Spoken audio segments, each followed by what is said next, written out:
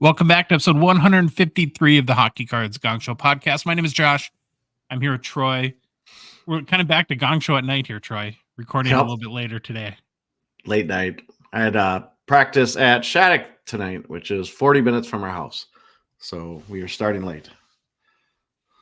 Yeah, the famed Shattuck St. Mary's. What is it? Is it it's like a boarding school? It's a joke of a school. Shots fired. Well, hey, they've interviewed kids that went there and they all say the same thing. Yeah, and these are from the sports kids, like the hockey kids. They're like, academics were kind of an afterthought. You were there to play hockey. Oh, I'm sure. What do they have? Some like 40 or 43 current NHL players. I went to high school there, something like that. Like something 400 college hockey players. I don't know if that's Division I or all college hockey players, but they have like tennis, figure skating, soccer. I know they've started to expand a little bit, so maybe the regular school is good. I don't know, but you talk to the athletes and it's kind of funny listening to them talk about Shattuck and its academic rigor. Yeah, big names too, like Sidney Crosby, McKinnon, right? I think McKinnon went there. Clayton Keller, I know, went there too. So lots of big names. Yeah. All right, man, we got to stay awake. We haven't recorded at night for a long time, but we got some exciting topics, so I think we'll do just fine. Before we get into the show, though, just a reminder that the Hockey Cards Gongshow podcast is a Patreon podcast.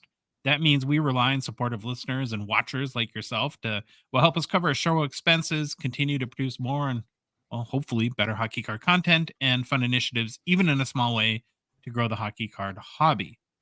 Very easy to support us. You can join our on a $1.99 support level tier from Patreon. What you do is, well, the little bit of money, it starts at $5 a month, kind of helps us with our support. You also get access to our Discord server and can join our community there. Very easy to do. You can go to our website, hockeycardsgongshow.com, and click on the Become a Patron link at the top of the page.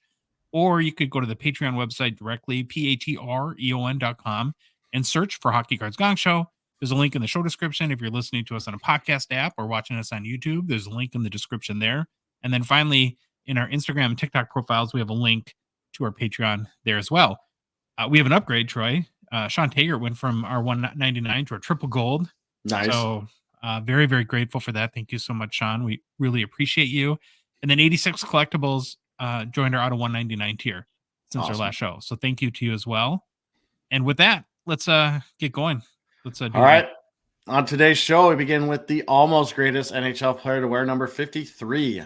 Then we take a look at the 2023 Connor Bedard NHL Draft short print PSA 10 and its recent sales, and do some analysis around if there's a way you could justify the current cost as a reasonably good investment. I don't know if you can, Josh. We will see. We have lots. We did lots. Wait, hold on. Josh did a lot of research on this one, so lots of good stuff coming up. All right. Next, it's hobby news, followed by a new segment we are calling Hobby Deep Dive. Then we take a look at new product releases. We then preview some of our favorite hockey cards in the current PWCC Weekly Auction, and we end the show with Josh's personal pickups. All right, Josh. You just left your name out of it? Nope, I'm renaming the segment. It's Josh's personal pickups until I get off the schneid and buy something or have time to look for stuff. Do we need to get you like a hockey cards therapist or something like that to help you work through some of these issues? Or I don't know what's going on. All right, here we go. Previously, we looked at the greatest NHL player that wore the number that matched our episode number. We ran through all the numbers, so we are now looking at the almost greatest NHL player to wear each number from the runners-up in the Hockey Writers' Greatest NHL Player to Wear Each Number article. Josh, the almost greatest NHL player to wear number 53 per the nominees in the Hockey Writers' Greatest NHL Player to Wear Each Number article, and selected by me, is this guy, Josh, Derek Morris. How familiar are you with Mr. Morris? Crickets? No, not at all. Man, the name I just didn't stick out to me, and I read about him. I was like, man, I don't remember this guy that much, but maybe a little bit. I don't know, but this was interesting. So it was a very good one for me to research. The other runner-up at number 53 was Bo Horvat, who we all know. We all know Bo. Yeah. Boar. I think I just called it. It's his new nickname, Boar. I could have easily chosen him as well, but I didn't know much about Derek Morris, and he played over 1,100 games in the NHL. So I felt a little more compelled to do Derek Morris. As a reminder, the greatest to wear number 53 was Jeff Skinner. Okay, can I just say something though? Like honestly, the last like 6 or 7 shows, all these guys are from the same like 5-year period that they Yep. that they went into the league. And it's like right when we were getting out of college and starting our lives. And honestly, I Yeah. wasn't paying like Yep. that much at getting married and all that stuff, wasn't paying a ton of attention to the league. And so it's like I know like all the 90s guys, and I know anyone basically Crosby and Ovechkin, but it's like that period that like probably like 98 to 2004. I'm just clueless, and literally all these guys are coming from that era. So, see, we had a puppy. Was that the puppy? Yeah, yeah. Puppy was in Nice. here, Nice. and didn't like the start of the show. He Apparently, did like Derek Morris. He was like, whatever. yeah, All right. like I was in for Bo Horvat. Puppy was in for Bo Horvat, but not Derek Morris. But okay, but let's learn about Derek. All I'm sure he had right, a great Derek career. Morris. He's a defenseman, Josh, from Edmonton, Alberta. So we got back-to-back Albertans, I think it is. I looked it up. So we have 2 Albertans in a row. As last episode, we looked at Mike Green from Calgary, Alberta. Wonder if they hate each other. Maybe. Maybe. Morris was selected 13th overall in the 1996 NHL entry draft by the Calgary Flames. Morris played in 1,107 regular season NHL games over a 16-season NHL career. Morris played his first 5 seasons with the Calgary Flames. He then went on to have stints with the Colorado Avalanche, Phoenix Coyotes, New York Rangers, Boston Bruins, and then back to Phoenix to finish out his career. For his awards and accomplishments, not a whole lot, but he was named to the 1998 All-Rookie team, and he also finished 5th in the Calder voting that year. So a good rookie season. Yeah. His career NHL stats, 92 goals, 332 assists for 424 points. Morris made the playoffs. These are the ones that always just baffle me. Morris made the playoffs in 4 of his 16 NHL seasons, compiling 3 goals, 12 assists for 15 points in 37 NHL playoff games played. And why that's always fascinating to me is because you always hear NHL is the one league where everyone gets in, half the league makes the playoffs, so you should be able to make the playoffs. But yeah, 4 out of 16, not too good. All right. Best season of his NHL career from a point standpoint was his 2002-03 season, where Morris had 11 goals, 37 assists for 48 points in 75 games played with the Calgary Flames. After Morris's rookie season in the WHL with the Regina Pats, who we've talked about before, Calgary surprised almost everyone by taking Derek Morris with the 13th overall pick. Morris was projected as a 3rd to 4th rounder. Morris ended up being a solid defenseman in the NHL who had glimpses of offensive prowess early in his career. In his first 7 seasons, he scored 30 or more points in 5 of those seasons. For his career, Morris would be known as a very good but not great two-way defenseman. But he was good enough to play 1,107 NHL games, which I thought I looked it up. It puts him in the top 10%, I think, of defensemen ever to play games. Wow. Like it's something like that. Maybe I might be misquoting that, but How much did his pre-NHL Regina Pats cards go for? Well, wait till we get to the rookie card. Okay. Whoa, excuse me for that. Zoomed in head of YouTubers. All right. After I couldn't find any picture of Morris after he retired, so I just found this one. He looked kind of old. He was with Arizona. I figured it was the end of his career. So after retiring, Morris coached youth hockey in the Phoenix area.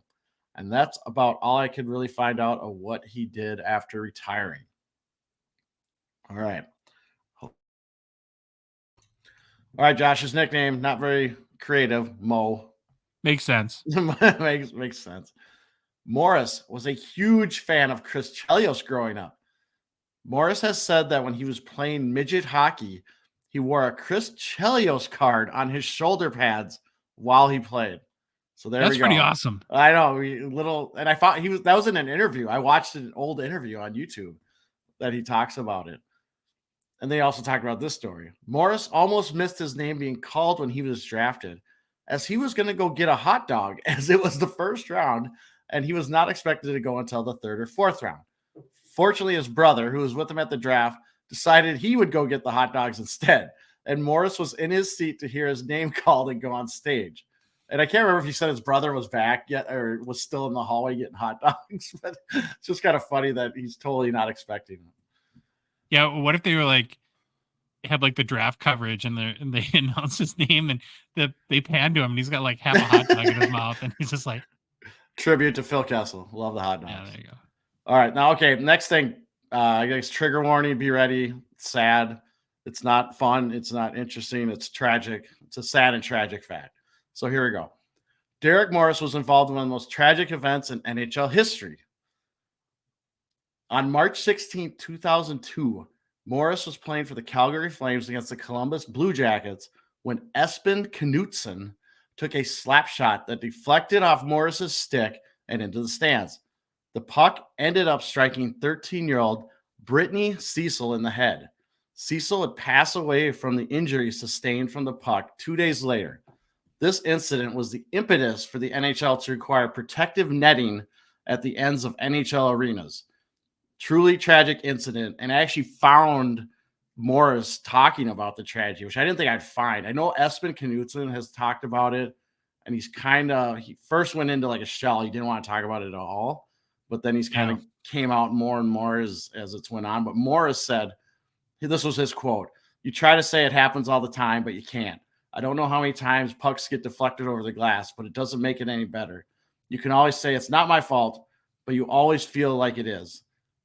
A little. Again, just a sad and tragic incident for all involved." That's me, the again part. But yeah, obviously stinks. No one's fault. It happens. But it's just a big tragedy. I remember when that happened too, because it was like, whoa, really? And then they I do too. Yeah, and the NHL put all the. It was the crazy thing is she walked to get help. Like she obviously got hit, was bleeding, I think, with a gash. Walked to the first aid with her. I think your mom might have been with her. Her parents were with her. And they, looked at her and took her to the hospital, and then all just went south from there. But truly sad. And I'm not sure how I transitioned from this, but I guess I go right to the rookie card. Or do you have anything? Do you remember it? Do you remember the incident? I do, and it's just such a freak thing. Yeah, it's so. I really feel obviously you feel sad for her family, first and foremost, but these guys like Morris and Knutson, who, they were just making hockey plays that in the it was the freak, the worst luck of all time, and I'm sure it sticks with them every day. I can't imagine there's not a day that they don't think about it, and so it's sad that they have to carry that with them, but I think anybody would. Agree. All right, let's move on. Here's Derek Morris's rookie card if you're watching on YouTube. All right, Josh. Derek Morris only has 10 graded cards at PSA ever, and only 1 graded card ever at BGS. So the card with the most graded copies at PSA with a whopping 2 graded cards is his 1997 Upper Deck number 233. It's on the screen. And Josh, guess what? It's a pop count 2. That's right, baby. We have 100% gem rate for this card. I'm not sure we've seen 100% gem rate yet, but we found it. We found it right here.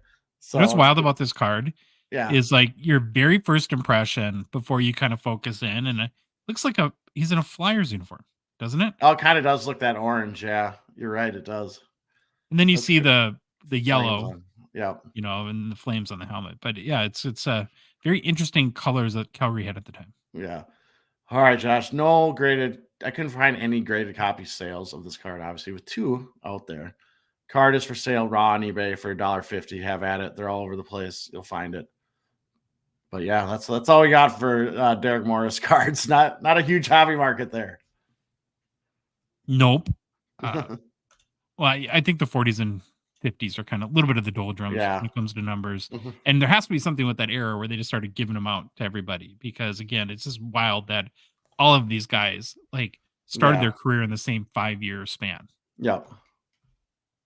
Well, we're not going to delay it any further, Troy. We're going to get right into it. Get into kind of it. Meaty. Let your words, just the hate, come over us. It's kind of wild. The Series 1 Connor Bedard NHL Draft Easter egg card. It elicits a lot of emotion from people. Like, I was trying to think today of in the last couple of years where we've been intently studying the hockey market. Yeah. Is there another card that has fired people up to the degree not to the one has? degree, not to the degree I don't think is this one. Because this one, you posted the record sale, you'll get to it, but I mean, when I looked, it was over 50 some comments, and it's probably greater than that now. And it runs the gamut of, oh, that's great, to these people are idiots, to it's just all over the place. But it's good discussion. Yeah, well, it's emotion is good. It makes the hobby interesting, and there's lots of opinions. There's lots of strong opinions on the card. Yeah, and it wasn't just a record sale that we're going to get into in a minute. Really, this whole idea to talk about this card today started last Sunday during the YouTube live show we do with Jeremy Lee covering the PWCC auction, where there was another PSA 10 copy of this card in the auction. And the great part about that show is that it's on YouTube Live. So where we record this one, you get that interaction with people. And honestly, we spent the majority of the show talking about this card because, like you said, people have such strong feelings and opinions on it. And it really got me thinking, well, first of all, I have my own opinion, and I'm sure you do too. But maybe biases aside, the amount of money people are spending on this card is crazy. Huge money. And I wanted to really kind of dig in and look at the data, or all the data that we can find, and maybe kind of like you had said in your intro, can we find whether you love it, like it, hate it, or in between, what's the justification as to why people are spending $10,000-$12,000 on this card. And so, that's our goal today. And I want to start by just getting my own bias or on the table, my preconception on the card. I don't love it. It's not a very interesting card to me. I certainly wouldn't spend $10,000, $11,000, $12,000 on it. But like I said, I kind of wanted to learn a little bit more. What's your feeling been about this card since it came out? I mean, right away, is it like, oh, I have to have that card, or nope. Did not feel that way at all. What actually has fascinated me the most about this card now, and this is so ridiculous, and I'll probably get a bunch of hate, but it's because this is called a short print. Is it really a short print once we start seeing?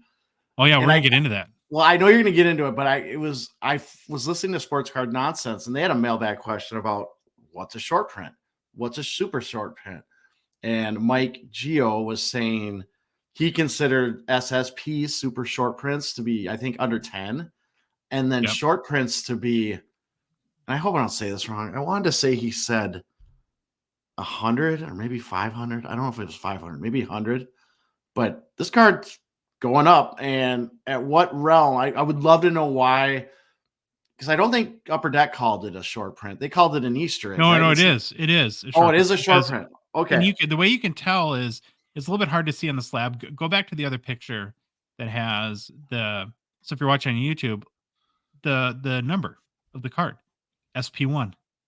Oh, duh. Well, yeah. So it is a short print, and we can bounce around a little bit. That's okay. So I got the definition of short print right from the Upper Deck website. Oh, so they have. Well, you're telling me they have something useful on that website? Where is it? No, I'm trying to look for my notes. Scroll through the notes to try to find it. It's basically, and I'm paraphrasing it, Troy, and you can let me know if you find it in the notes too. But it's a okay. So short print is a card that has a lower print run than other cards in the set. And again, that's that's the exact definition. That's all they call it. That's all it is. And so what that basically means is, and this is just me I'm not saying this is the print run of this card, but if they print 100,000 base cards and 25,000 of this card, it's technically a short print. Huh. That's right. And that comes to the perception, but we'll get into that in a minute. I don't want to get too far ahead. So the other thing too is just sort of like a table setter for this conversation is I thought it would be best to try to focus most of our analysis on the PSA 10. It's because that's the one that's getting Mm-hmm. the high values. That's the one where we had the record $12,000 sale today, and I think is eliciting the most response from people, and so we're going to kind of start and play the devil's advocate approach to see if there is a way or a potential Mm-hmm. justification to say, yeah, I could see this card being worth $12,000. So I'm going to kind of go through what I've heard as far as like why people think that this is more an iconic card than Fool's Gold to kind of go off of our sort of theme. So the first thing is it's his first licensed NHL card. Mm-hmm. I had to really think about that and look into it. I'm like, is it his first licensed NHL card?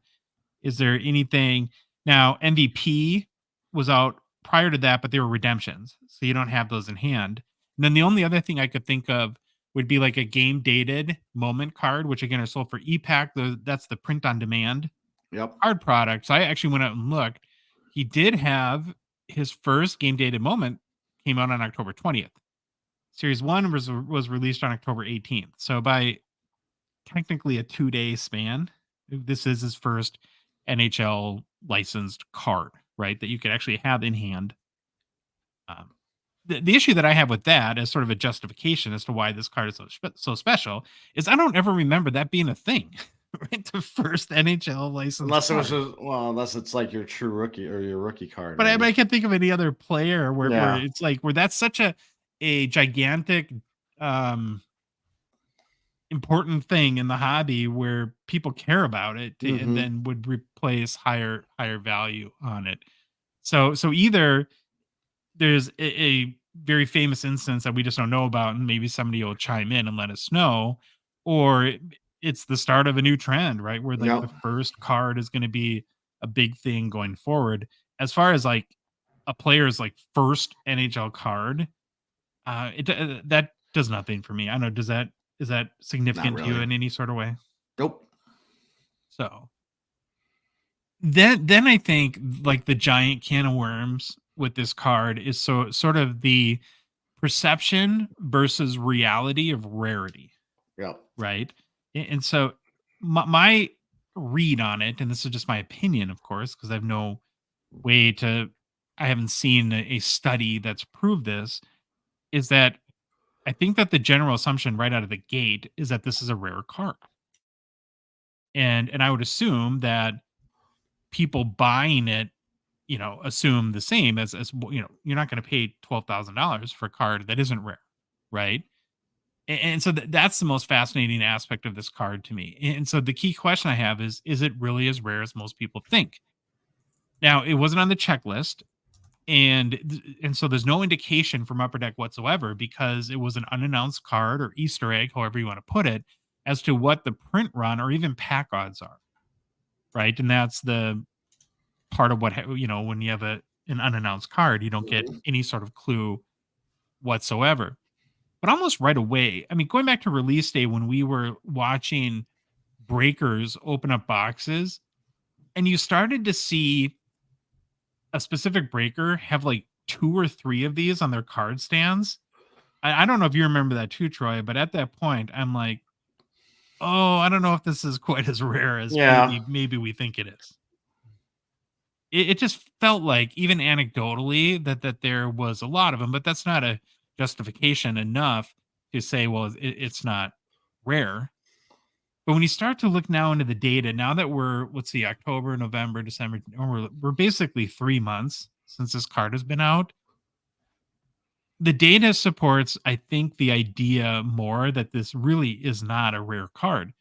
So, like, if you look at card ladder sales history, there's already more than 500 sales of this card.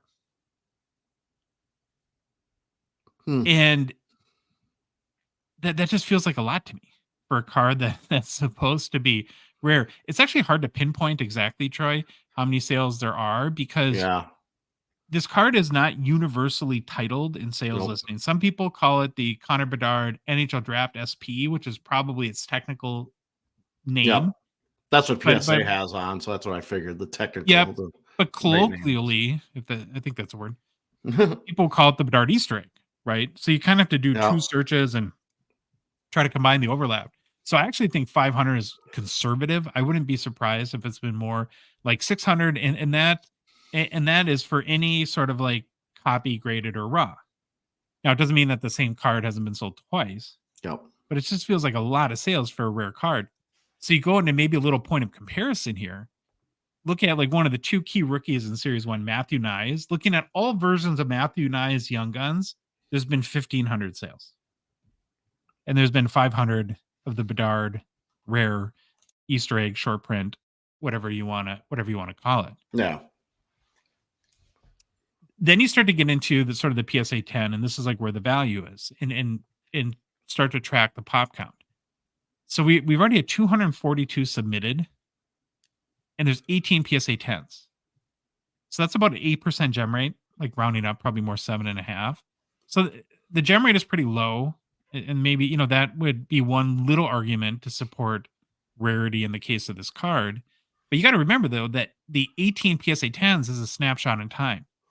So what was and I remember this too in what we talked about on the PWCC Weekly YouTube live show was when that auction started, there were 13. Like the PWCC listing said pop 13, and by the time the auction ended, at most 7 days later, right? Because it's a 7-day auction. They had adjusted the pop to 18. So and that's like a 33% growth in 1 week, and that's a pretty big difference. We also don't know how many are at PSA right now that haven't even hit the pop report that are kind of in the grading process. One of the things I looked up using the GemRate website is a little hard to find, but if you're watching on YouTube, it's a little hard to see. You can see sort of they have the graph for this card that shows over time how many have been submitted for grading. And if you follow the YouTube viewers, if you follow my mouse, this line is the submitted number for grading. Well, it looks like a rocket ship going to the moon. Yeah. And the point there is there's no indication as of right now that the amount of being submitted is waning, right? It's like going, if anything, it's accelerating. Now we'll see what happens going forward, but you look at a graph you look at the trend line for a graph like this, and I think the only rightful assumption you can make is there's probably more of these coming, right? There's going to be more PSA 10s than just 18. And again, that 7% or 8% gem rate will keep it lower, but like I said, there's already been 242 submitted. And then one of the things that I always think of, because if I go back to like my sales and marketing career and my experience, like in sort of like customer service or in sales, we would talk about the rule of 10 a lot. I don't know if you ever heard of that. And so that's kind of the notion. If you get like a complaint from somebody, that there's probably 10 other people that feel the same way and just haven't expressed that opinion to you. And so I always try to use that sort of just general rule of thumb in instances like this, where if you look at your goal is to try to figure out, well, how many of these cards exist, that if you go off of like what's the 242 that have been submitted to PSA or the 500 that have already been sold, because not every card that's been pulled has been sold. The other thing, Troy, is how many cases have not even been opened yet. Yeah. Right. So how many of these are still sitting in sealed boxes? That there's probably at minimum anywhere between 2,500 and 5,000 of these that exist. But again, maybe more. I would say at minimum. And it all goes back to, right, this PSA 10 being worth 10,000, now 12,000 in some sales. And what's the possibility that you can sustain that value over any period of time? And at the end of the day, we look at the grading trend analysis, the fact that we're already at 18, how many sales there are, how many are still left in boxes. I don't, and this is where someone can maybe agree or disagree. I think that we're ultimately going to see a pop count of probably of at PSA 10 of 50 or more for this card. Right. And we'll get back to that in a second because I did some sales research on hockey cards with that pop count and higher, and like what cards are actually worth 10,000 or more to compare it to. But before we do that, and I want to talk about another part of the maybe perceptive rarity of this card, and it's the whole Easter egg term. I don't know where it came from, this card.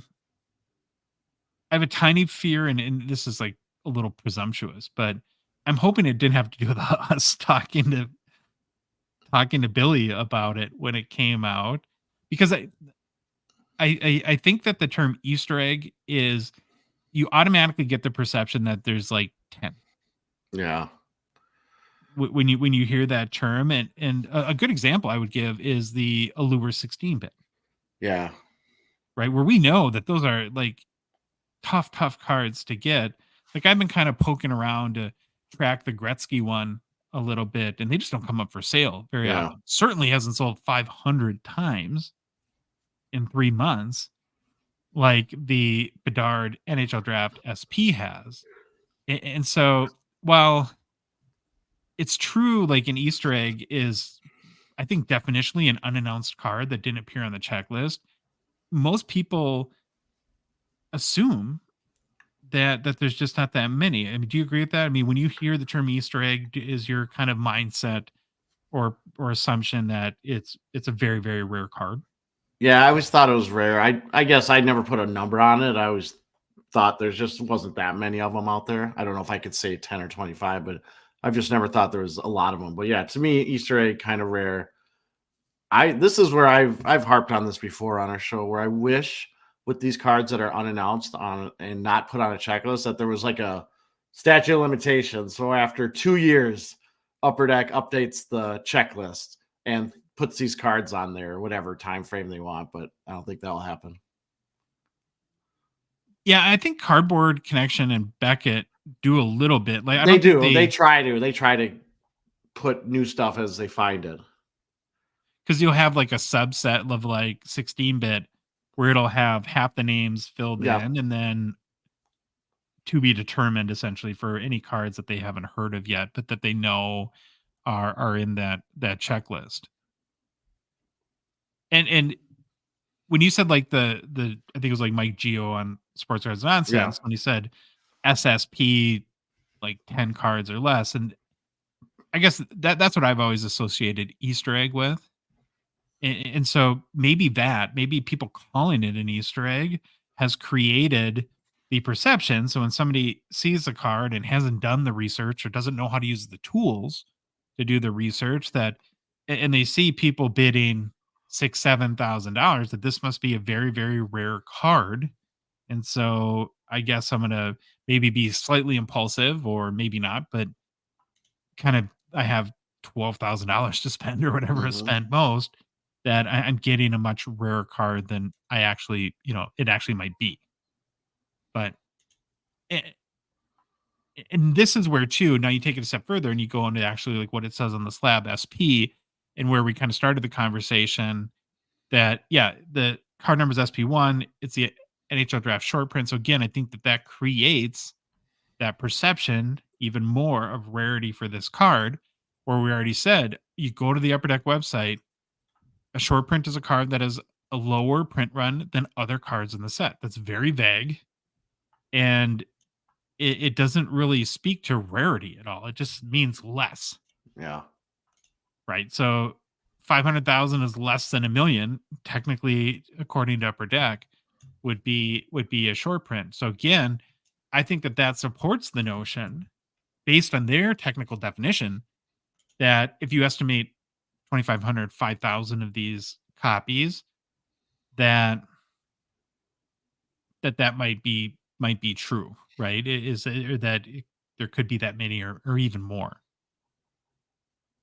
So again, you get a, like, long story short here, for the PSA 10 pop count to hit like my hypothesis of eventually 50 or more, even with that 7% gem rate, you'd have to have about 714 submitted. Since there's already been 500 sales, and already been 242 submitted after 3 months.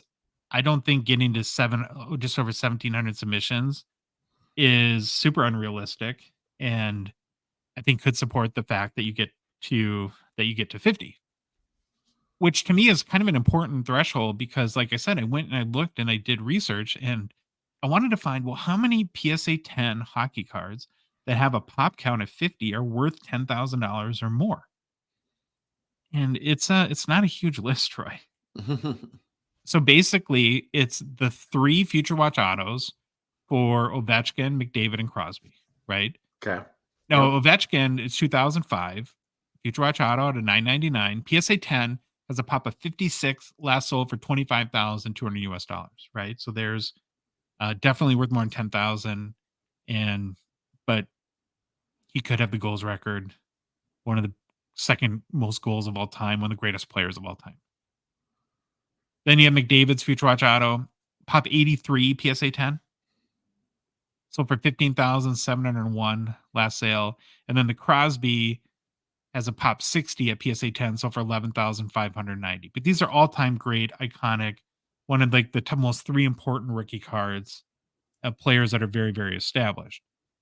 Then you go beyond those 3 cards. I could really only find a handful more where you have the Gretzky rookies, the PSA 9 OPG and Tops, both have more than 50 copies at PSA 10 and sell for more than $10,000, of course. Then the only other Gretzky rookie would be the OPG PSA 8, which has a pop of 804 and sells for 13,200, but it's the greatest player of all time, the most iconic card of all time. Beyond that, Troy, I could find 2 more. The 1951 Parkhurst Gordie Howe PSA 6 has a pop 55, last sold for about 18,000 US. And then the 1954 Tops has Gordie Howe has a pop of 52 and sold for the same price, about 18,000 US. The only other guy I might have thought that would have potentially a pop of any card PSA 10 of 50 or more that would be worth 10,000 or more dollars would have been Bobby Orr, but none of his cards right now match that criteria. So what is that, like 8 cards total? And they're arguably, the 8 most iconic players, most iconic cards of all time. So what we're saying is, if this card, this Connor Bedard NHL draft, SP PSA 10, ultimately is one of the top 10 most iconic cards ever produced. I just don't see that. I don't know about you, but I don't see it either. Yeah, I mean that's a lot of money for a card that is fairly common. Okay, sort of controversial topic here, but do you buy into anything that PSA grades, like, tries to identify opportunities like this and maybe help the market out a little bit, Troy, and will be tougher on a card like this? Because there is no comparison in flagship over the past 5 or 6 years for a card to have a 7% gem rate.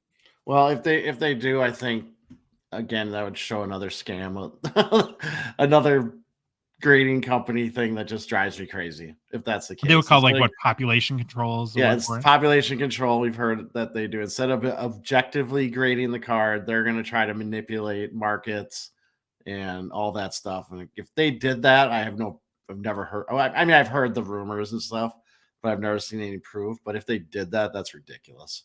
So I hope they're not doing it.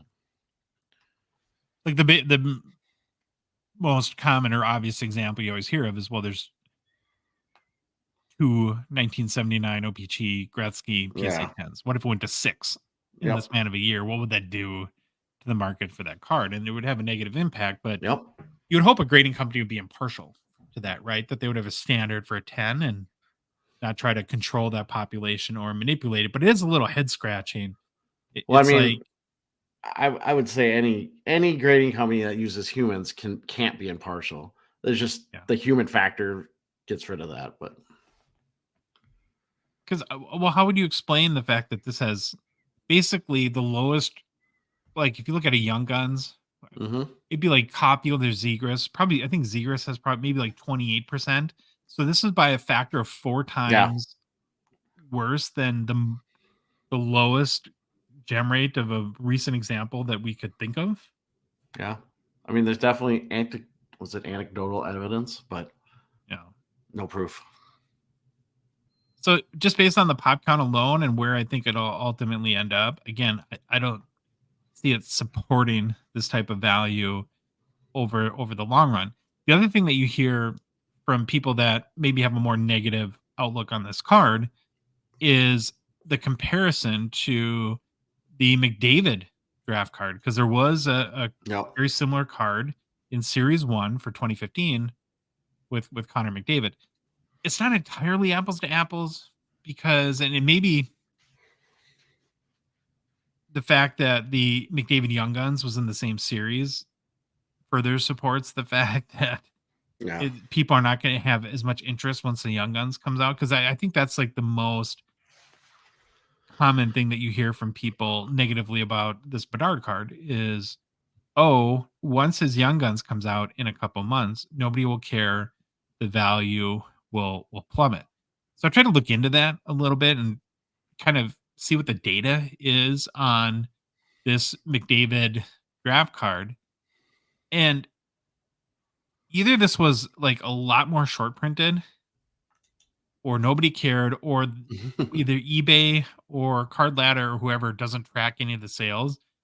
Because I could only find 38 total sales since it came out in Card Ladder. Over, so what is that? 9 years?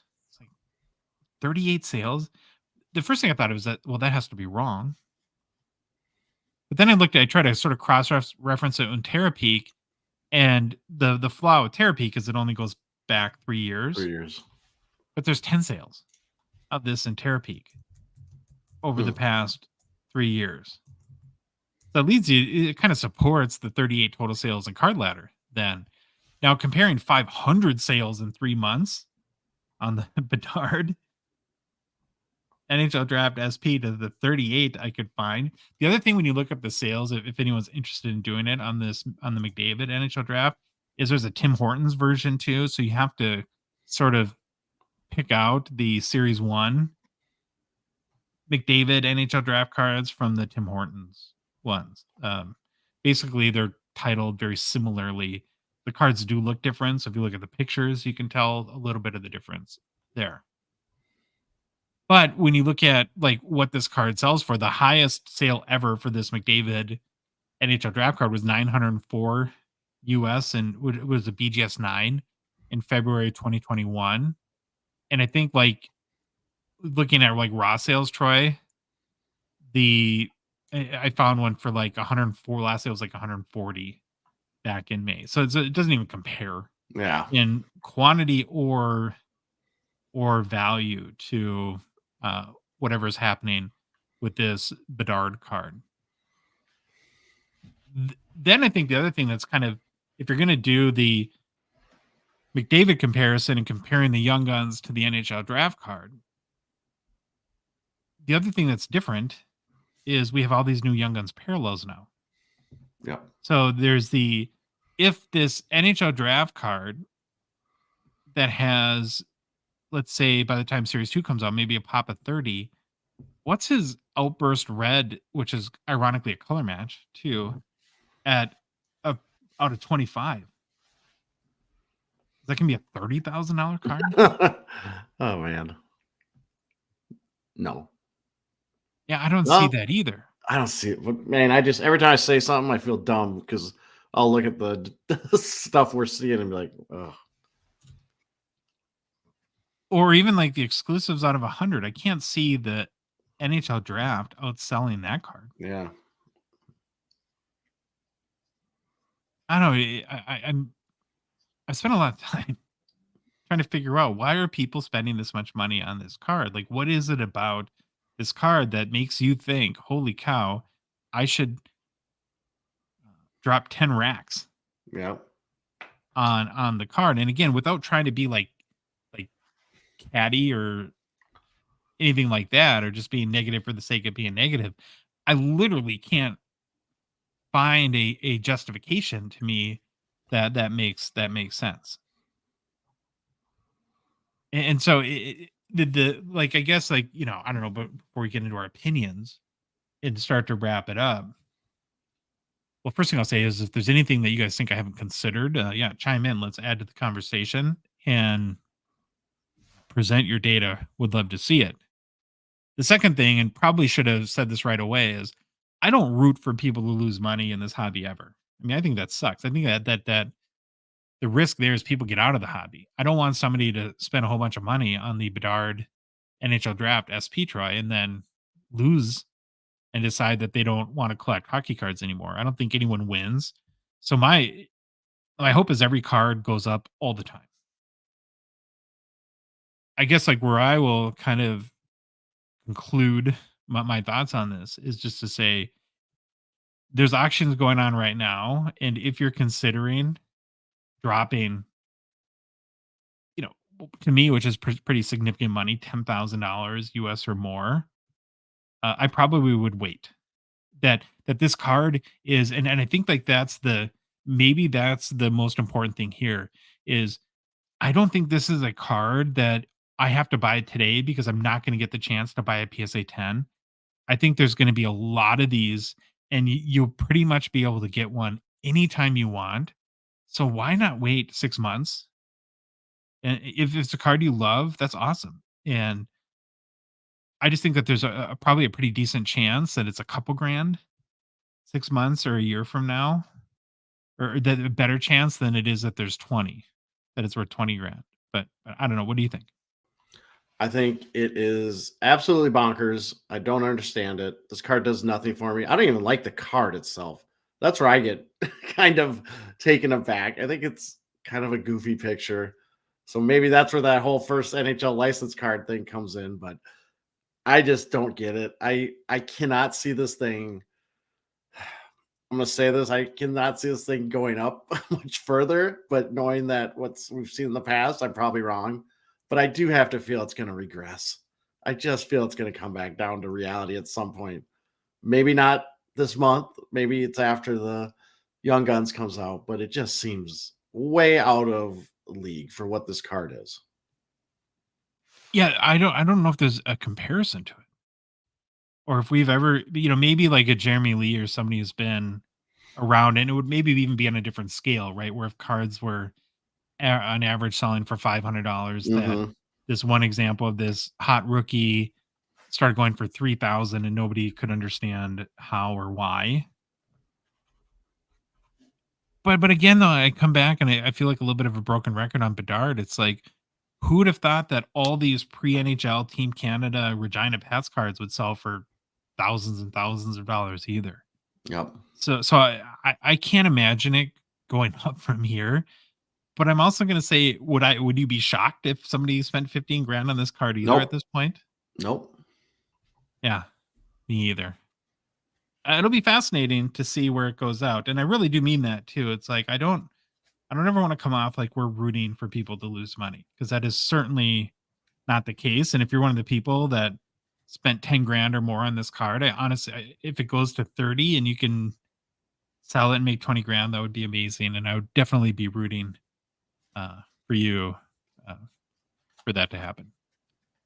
Okay, though, I guess to tie it out, our opinions aside, I thought it would be interesting to get everyone else's opinions on this card too. And so I did a couple of Instagram polls, Troy, Yep. and asked two questions. So question number one was 5 years from now, we'll view, as we as in the hobby, the Bedard NHL Draft SP as, and the two choices were an iconic card or Fool's Gold. You have and 86%. We got a lot of response too. I was Yeah. kind of blown away by how many people chimed in. 86% say Fool's Gold. Then the next question two, is 5 years from now, the Bedard NHL Draft SP PSA 10 will be worth, I gave five choices. So less than Yeah. 500 US, 500 to 5,000, 5,001 to 10,000, and greater than 10,000. Because so many people I've heard say this will be worth like $300 2 years from Yeah. now. I felt like I had to have that low enough of amount, but because the range of people's opinions on this card, from obviously people that are spending 10, 12,000, think it's a very valuable card. Mm-hmm. Then you have all these other opinions on the. It's kind of hard to come up with the four. You have a pretty big range, like 5 to 10,000. But Yeah. so 73% of people that voted thought it's going to be worth less than 500 5 years from now, and 23% think it'll be worth 500 to 5,000. I think it's going to be $500.50 US. Why? Because you notice the flaw in my Because that would not be on the poll. No, don't worry, I noticed that too. It should have been 501 to 5,000. So no, who cares? Yeah, thanks for technically calling me out, but it's going to be fascinating to follow. That's for sure. And the hobby clearly does not have a lot of faith in the long term. No, this card. I don't know if I have a lot of faith either, but I'm not the hobby, so there you go. Like we started. I mean, it's amazing how much emotion and response that this card elicits. All right, we're going to get into hobby news, but before we do, just a quick mention for Gongshow partner and sponsor Slab Sharks. Very, very thankful for their support of our show. The current Slab Sharks weekly auction ends tonight, so be sure to head to slabsharks.com, place your bids, as they're like every week. They have cards that you don't want to miss. But if you're listening or watching after Thursday and you did miss the auction, no big deal, because when one auction ends, the next one begins. And they always have awesome cards to add to your PC or portfolio, however you look at your collection. Plus, if you happen to be a Canadian hockey cards collector, we'd strongly recommend checking out Slab Sharks eBay consignment services. Why? Well, they make it easy and hassle-free to sell your cards on eBay. The process of selling cards is not fun, Troy. Mm-hmm. We don't love it. It can be tedious and stressful. So why not let the experts like Slab Sharks take care of it for you? Especially because, too, not only do they do the work, but their weekly eBay auctions are real popular, and they get tons and tons of eyeballs on your cards, and probably more people looking at them than you would get listing yourself. It's just a hunch, but we've heard that from people. Beyond that, though, they take care of all the stuff like taking great photos, doing the listings, answering buyer questions, hunting down payment. They ship to Canada and the US, and it's no fun shipping internationally. Most importantly, though, they handle any post-sale issues that arise. And then also, through June 1st, we just talked about Connor Bedard, right? Offering a 98% payout rate on all Connor Bedard cards. So if you have an SP1 NHL Draft PSA 10, you want to sell for $10,000 US, you'd only have to pay 2%. So what is that? $200? Right, Troy? I think so. Sorry, I was looking. I had to look crazy. At something real quick about Bedard. Yeah. So, I mean, man, it's almost free. For complete consignment information, including payout rates, check out slabsharks.com and start consigning your cards with them today. All right. Hobby news. Did you see the Jeremey Swayman story? I did. I have thoughts. I thought you might, so I'm excited to talk about this one. I'll give the background, then we'll let you roll with it. So this week, Jeremey Swayman, Troy, from your Boston Bruins, was named one of the 8 goalies for the upcoming All-Star game. So there'll be 4 teams with 2 goalies per team. The first All-Star selection for the 25-year-old Bruins goaltender. On the season, he's 13-3-7 with a 2.38 goals against, 0.922 save percentage. Currently 4th in the NHL in goals against and 3rd in save percentage. Been talking about him a little bit more recently and how good he's been in his he's at 2.5 NHL seasons now.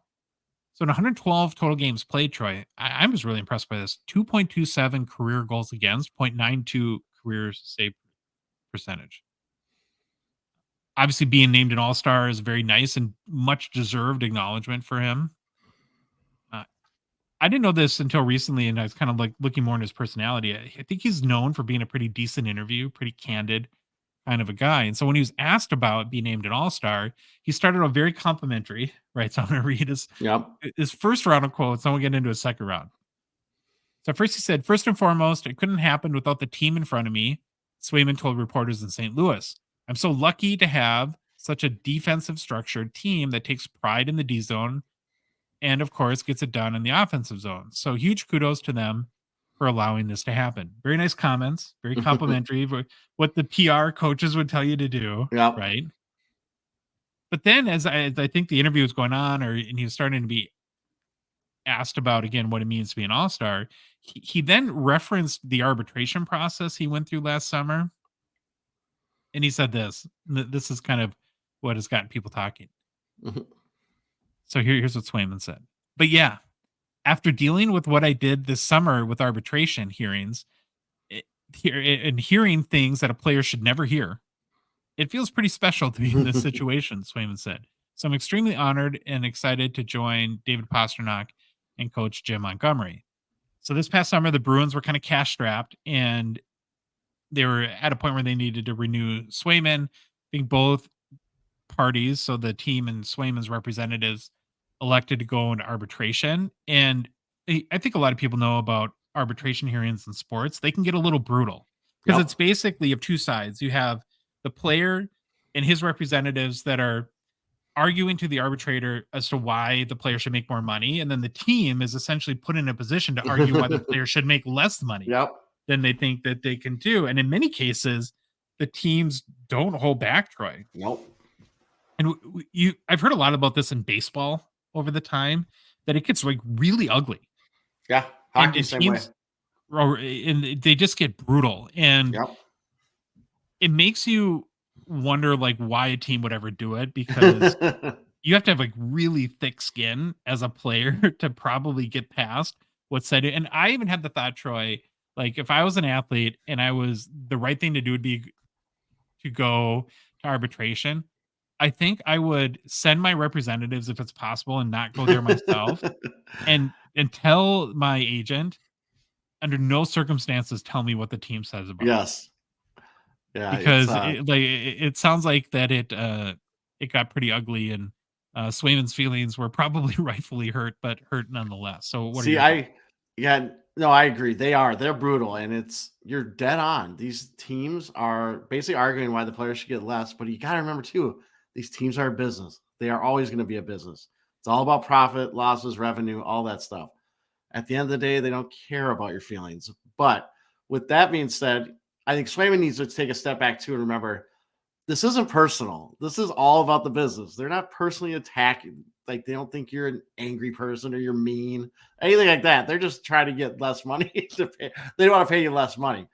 But I think what people forget too is that these teams will come armed to the teeth with data, stats, analytics. And the players actually, I've read a lot of players have their own analytics people that they hire to do analytics for them during the year too. So when this stuff comes up, they come armed with the same information or different information that the team would have. And I'm guessing a lot of these guys' agencies, their player reps, have analytic arms. I'm almost 100% sure they do, that come with that stuff. So hey, I like him speaking up and saying this stuff. It's interesting to hear.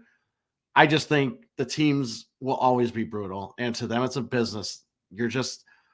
It's sad to say, but when you think about pro sports, they're not like people. They're, I don't know what you want to say, assets, and they treat them kind of like that at times. Obviously, some situations are different, but it seems like they can be very brutal and very, you don't want to hear what they're saying about you. Oh, I think you're spot on there. Like most of us probably come from the perspective, like I know I do, where I'm like a hockey dad. I'm like youth hockey dad, right? Where the Yeah. sentiment is everyone should have equal playing time and gets a participation trophy. But we're old enough now where I have friends whose kids are college athletes, and Yeah. even in college, it gets so brutal. Like you hear stories about how I have a friend's kid who's offered a scholarship, and then they find somebody better, and it's like, we don't want you anymore. See, Your scholarship.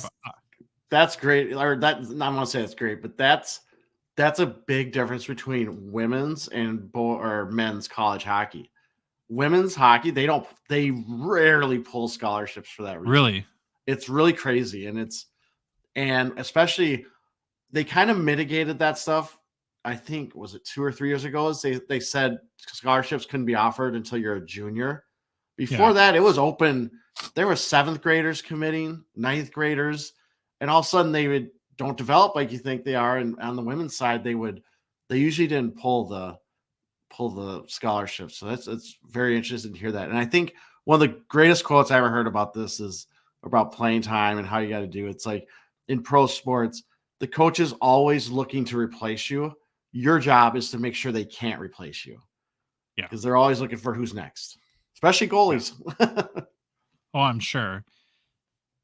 Yeah, I don't want to get into like a whole like scholarship conversation, but my point is that you have to have thick skin as an athlete, whether you're in pro sports or college athlete or anything of that nature. So it was really interesting for Swayman to come out and say that. Swayman is a 2021 Young Guns. His PSA 10 popped 680, 34% gem rate. Last sold for 65 US Troy on January 14th, down about 19% since the 1st of January. Not sure why, but probably a decent buy. Yeah. Maybe his what the team presented at arbitration leaked out. Ooh. Wouldn't that be fascinating? That would be a great leak of like a whole NHL arbitration hearing, the data points that both sides had. Yeah.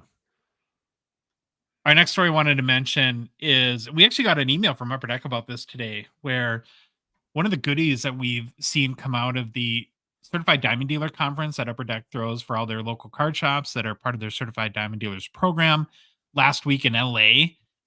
As part of the your sort of attendance fee, you got like meals and swag, and must have been like some packs or something like that. I think it was a Platinum Portraits mini set that they had various athletes. Well, one of the cards in there was a Connor Bedard. Do you have the email? Yeah, I can send it to you.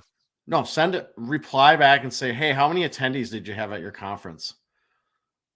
Then you would know the population. You'd probably ballpark the population of this card pretty quick. Well, they gave the pack odds, and there's some parallels. Like there's like a regular Platinum Portrait. There's a blue parallel with a little tougher odds. But also, these were in packs. I'm sorry, I thought you said everyone got one. Like it was this card was included in like a goodie bag or something. But you're saying there was not a Bedard. Like they had it was.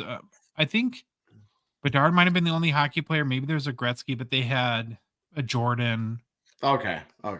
Like Serena Williams, maybe something like that, right? But so there is a new kind of Connor Bedard card in the market because, of course, some are already hitting eBay, and we're seeing great sales. I think the top sale at this point is 1,342 US from January 11th, and these Platinum Portraits are hard to kind of understand on screen. Yeah, because they're actually like holes, right? Like they're tiny little like, and I believe it's. I'm not sure if the card is metal or not, but they're what is that like die cut, like tiny little holes in the cards, and they can get pretty valuable. So these cards, like many of the famous Metal Universe inserts, like date back to mid '90s basketball, right? So, like for instance, this past August, 97 Michael Jordan PSA 10 sold for 90,000 US. All-time high for a hockey player in Platinum Portraits is a 2021 Wayne Gretzky from, I think it was the Metal Universe Champion set. Sold for something like 3,050 US. So it'll be interesting to see what happens with these Bedard ones and if kind of people catch on.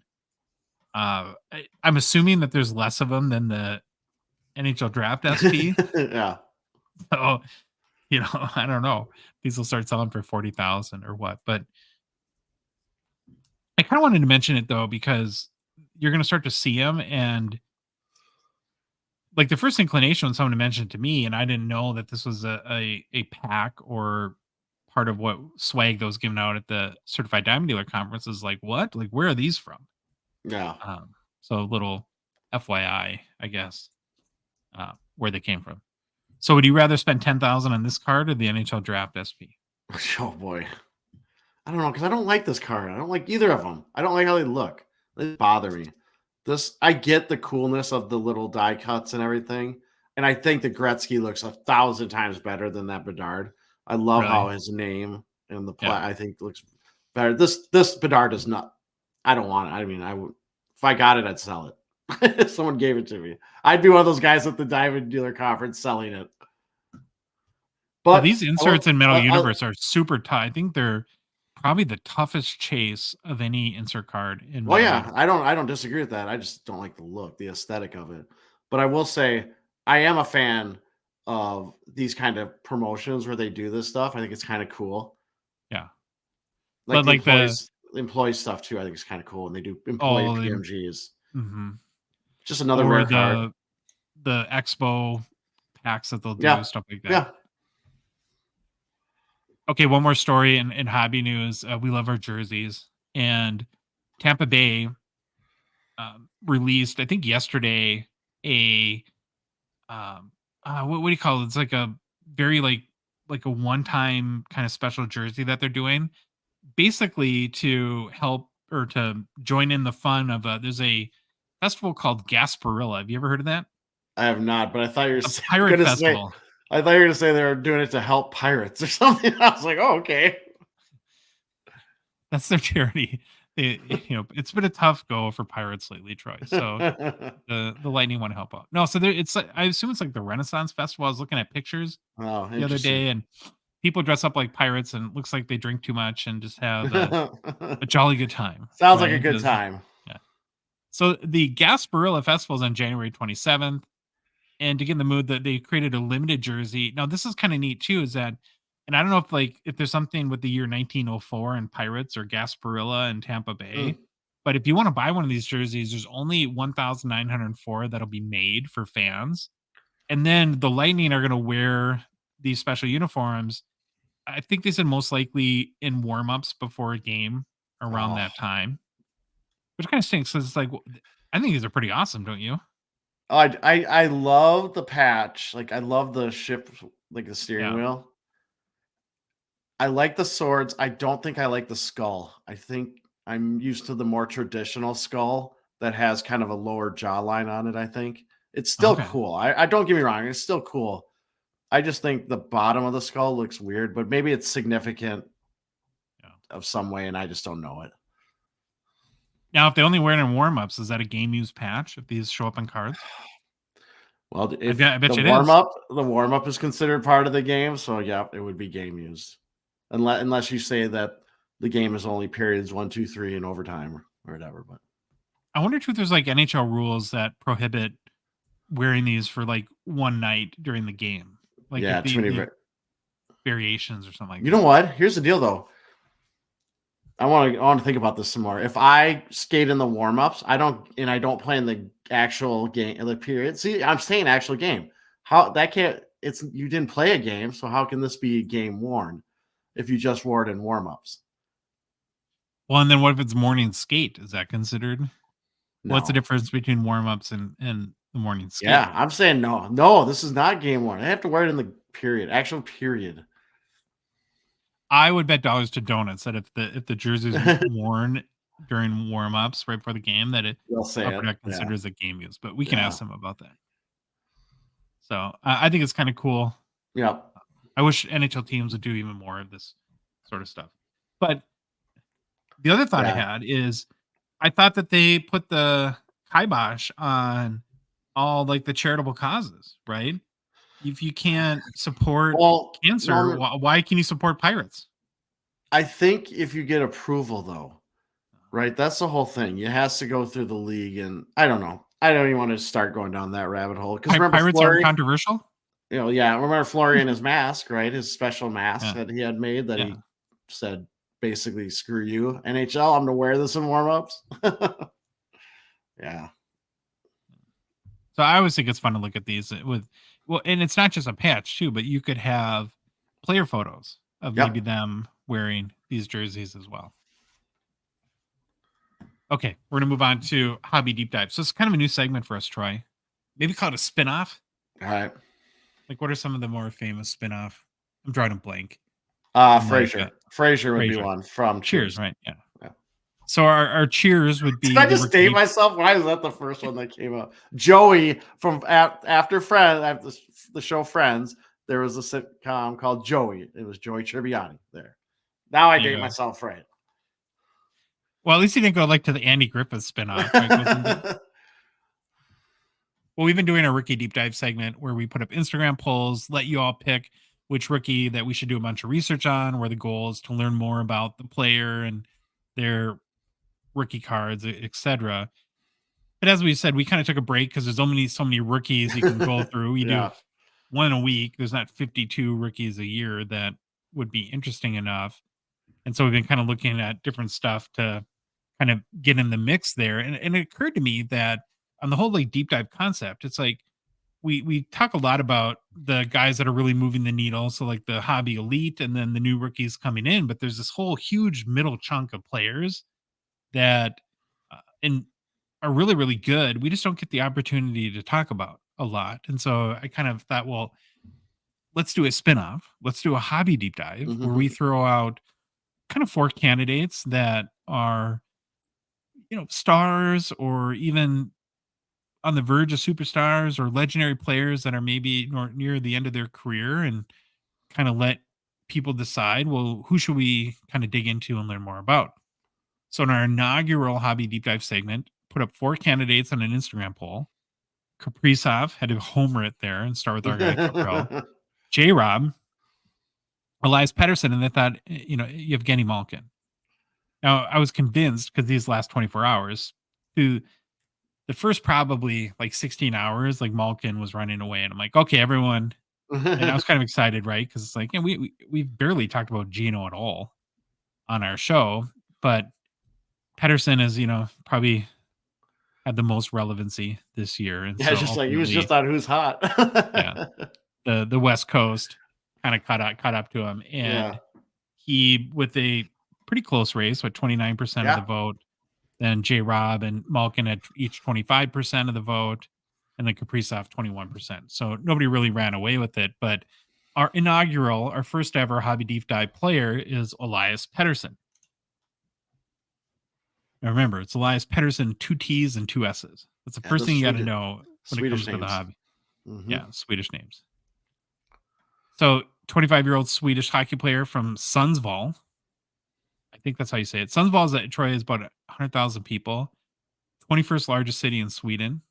About 4 hours north of Stockholm. You played there in Stockholm. I've been to Stockholm. I've not been to Sundsvall. Definitely been to Stockholm. So Elias Pettersson was the 5th overall selection in the 2017 NHL entry draft by the Vancouver Canucks, of course. What's up with this jersey? It doesn't fit him. Well, I think he was like trying to put it at the time. Yeah, and he has to like pull it down, but it's got a funny picture. So taking 5th, I always think, well, who's taken ahead of him? Oh, right. If we had to do the old 2017 draft over again. Yep. So first pick that year was Nico Hischier, then Nolan Patrick. He's the guy that just kind of retired, right? And then, but didn't retire. Was in the news. Yeah, recently, I think so. I think you're right. Then Miro Heiskanen was 3rd, the defenseman for Dallas. Cale Makar 4th. Okay. So I think if you did that proverbial redraft, that I'm sure most people would take Makar first, but then I would guess Pettersson would be 2nd with a bullet in that. Yeah. In any sort of redraft scenario. After the draft, though, he went back to Sweden, played in the SHL. Looked like a wise decision. So this would have been the 2017-18 season. He scored 24 goals, added 56 total points in 44 games played. He was named the Swedish Hockey League's Rookie of the Year and the MVP, Troy, in 2018, and his team won the SHL championship. So they paint you gold when you win this? I guess. This is like, I was like, what is this picture? I didn't know where to put it. A gold helmet and a gold. I love it. No, they should paint you silver, and then they could call it like the Swedish Triple Gold Award. Oh, man. Shots fired. Shots fired. Not doing that again. He also played for Sweden in the World Championships and World Junior Championships in 2017-18. He had a goal and 2 assists in 5 games played for the gold medal Sweden team in the World Championships that year. See you, Sweden.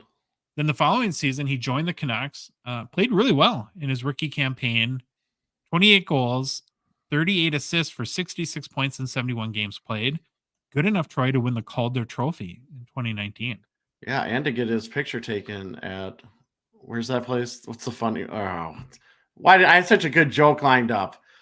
What's the funny? Yeah, you fumbled that one. Yeah, the school portrait or like the portraits that are just glamour shots. Glamour shots, and he had the perfect opportunity to get a glamour shot with that trophy. It looks great. Yeah, there you go. Well, rocking the tuxedo there.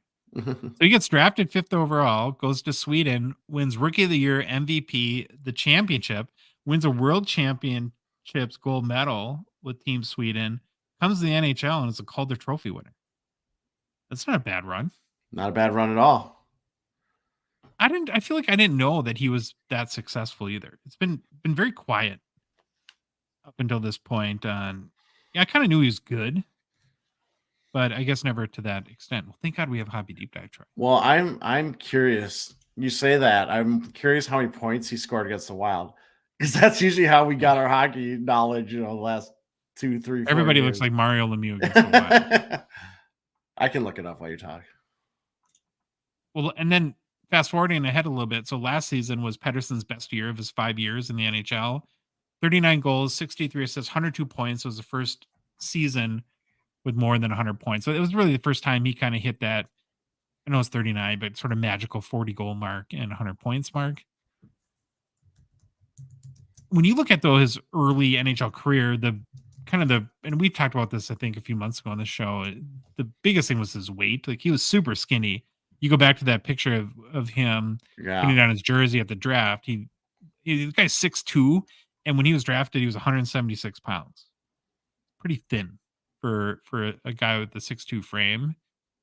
And so it seems like that almost every offseason since he came to the NHL, the major focus has been putting on muscle mass and getting stronger. And there's lots of articles this summer that he's kind of like muscle is caught up to his frame a little bit and he's grown into his body, whatever that means. But he's finally at a point now where he can throw his weight around a little bit. He's strong enough to win puck battles, and that really is benefiting his game. And that's part of the reason why he his production has jumped up so much. And that, we made fun of this summer, the sort of the stick flex, right? He has like the third or fourth now, highest stick flex number in the league, but that is a sign of how strong you are. I think like Malkin or something like that is Ovi. I think Ovi's like 110 or something. And Pettersson's like 102 or something like that. Yeah. So he's kind of getting up to that point. Now, the other big kind of newsy thing about Pettersson, and I think we mentioned this in Who's Hot, is pay a lot of attention this summer because he's I think a restricted free agent, and they have to, so they have one more year where they could kind of go down that road, but at some point they have to re-sign him, and the Nylander contract was sort of probably a benchmark, and he could even make more, like could be a $11-12 million a year kind of guy. So I think that'll be the big news, Pettersson related, coming this summer, other than the fact too that it's really him and Quinn Hughes that are sort of anchoring this very young, exciting team that has a pretty dramatic rebound because they were pretty much a dumpster fire all last year, and now are one of the better teams in the NHL. All right, so that's the background on Pettersson. Now, in these hobby deep dives, I want to do a little bit more of a kind of dig and deep dive into their hobby. Yeah. Sort of their cards and stuff like that as well. So first of all, he's the 2018 Young Guns. He has PSA 10, pop 22.97, huge gem rate, 76%. Yep. That's all for 168 US January 15th. It's up about 3% in the past 2 weeks, up about 4% in the past month. All-time high for base Young Gun PSA 10, 463 US in February 2021. Now looking at his top 5 highest selling cards to date, and again, well, when we do these top 5 lists, I always do like highest selling cards because not just like top 5 sales, because in a lot of cases it's gonna be like their Cup 99, and it's gonna be just the different patch, and 4 of the 5 will be that card. So these are the unique. So if it is like a Cup out of 99, I just take the highest sale of that card, if that makes sense. So number 5 is his 2020 Skybox Metal Universe 97-98 Retro Gold PMG 101, 2,900 in February 2022. Come on, Upper Deck. They did him dirty on this card. What is it with their mouth open?